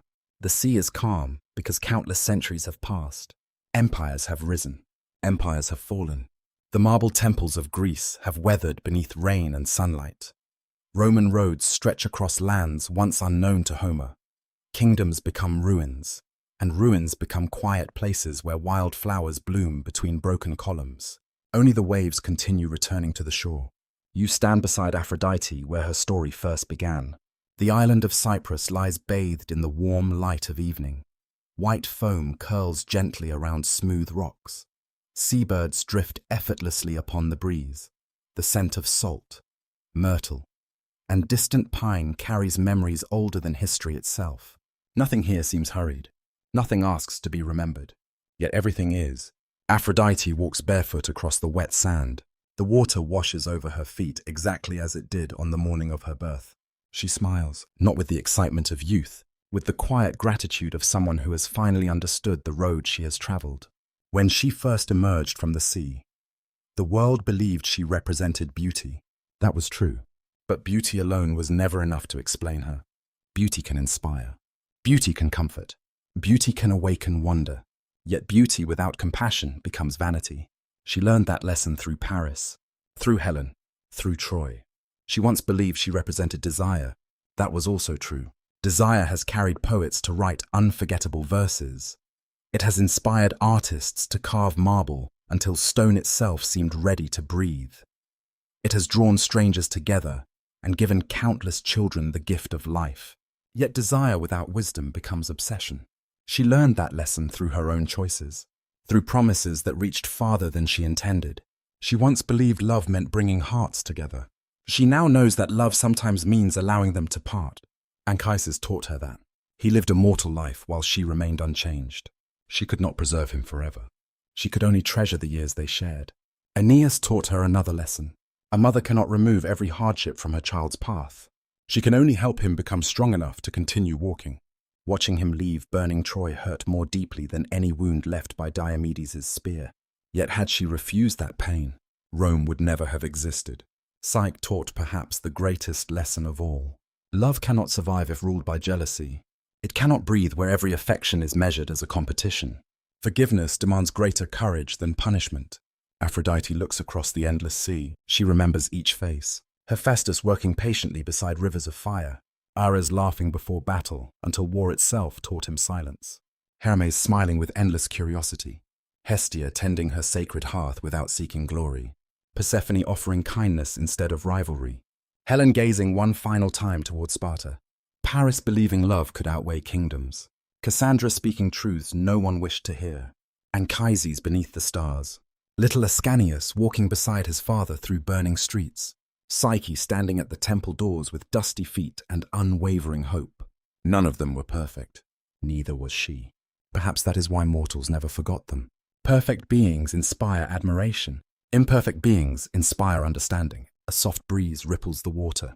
Nearby, children play along the shoreline. They gather shells without noticing the immortals standing only a short distance away. One little girl discovers a shell unlike the others. Its surface glows faintly with pink and gold. She smiles and places it carefully inside a small basket already filled with ordinary stones. Aphrodite watches her. Long ago, she might have chosen the brightest jewel. Now she admires the child who treasures simple things. The shell reminds her of another truth. Love lives most naturally inside ordinary moments. Not only in legendary romances, not only in wars fought for queens, but in parents comforting frightened children, friends sharing bread after difficult journeys, old couples walking slowly beneath evening skies, neighbors rebuilding homes after storms. These quiet acts rarely become myths, yet they sustain the world far longer than heroic battles. As twilight deepens, the Graces quietly join her. No ceremony announces their arrival. No music fills the air. They simply stand together, watching the sunset. Aglaia speaks first. You have changed. I know. Do you regret it? Aphrodite thinks for a long while. I regret many choices. She watches another wave roll gently onto the sand. But I do not regret learning. Thalia laughs softly. That may be the most mortal thing you have ever said. Perhaps she is right. Immortals often imagine themselves complete. Experience taught Aphrodite otherwise. Even gods continue becoming who they are. The evening star appears above the western horizon. Bright, steady. The same star sailors have followed for generations. The same star lovers have watched while making impossible promises. The same star poets have used whenever words alone seemed too small. Many civilizations would later give it different names. Some would forget the old myths entirely. Others would reshape them. Yet whenever people looked upward and connected beauty with hope, some small part of Aphrodite remained alive. Centuries pass in the space of a few quiet thoughts. Greek temples slowly crumble. Roman statues lose their hands and faces. Ancient languages become subjects studied by scholars rather than spoken in marketplaces. Still, the stories survive. Parents tell them to children. Teachers explain them beside faded maps. Artists paint them again and again. Not because every detail happened exactly as remembered, but because each story carries something true about the human heart. Love still surprises people. Beauty still changes lives. Jealousy still destroys what it seeks to protect. Forgiveness still heals wounds. Pride cannot. These truths have never grown old. Perhaps they never will. Aphrodite kneels beside the sea one final time. She lets the cool water flow through her fingers. Every wave is different. Every wave belongs to the same sea. Human lives resemble those waves. Brief, beautiful, impossible to hold forever. Yet together they create something eternal. The goddess rises. The last light of the sun disappears beneath the horizon. Night settles gently across the water. Above, countless stars awaken one by one. She turns toward them, not as the young goddess who once believed herself invincible, not as the proud winner of a golden apple, not as the immortal whose promise helped begin the Trojan War. She walks forward as someone who has loved deeply enough to understand loss, who has made mistakes great enough to discover humility, who has forgiven enough to find peace, and who has learned that the strongest form of beauty is not found in an unchanging face, It is found in a heart willing to grow. As you watch her disappear into the silver light where sea and sky become indistinguishable, you understand why her story has endured for more than 3,000 years. People remember Aphrodite because she was never simply the goddess of beauty. She was the goddess of everything beauty could become: joy, longing, temptation, grief, hope, compassion, and finally, a love wise enough to let others become themselves. The waves continue their endless rhythm. The evening star shines quietly above the sea, and somewhere beyond sight, Aphrodite's story continues wherever two hearts choose kindness over pride, forgiveness over envy, and love over fear. Perhaps that has always been her truest miracle.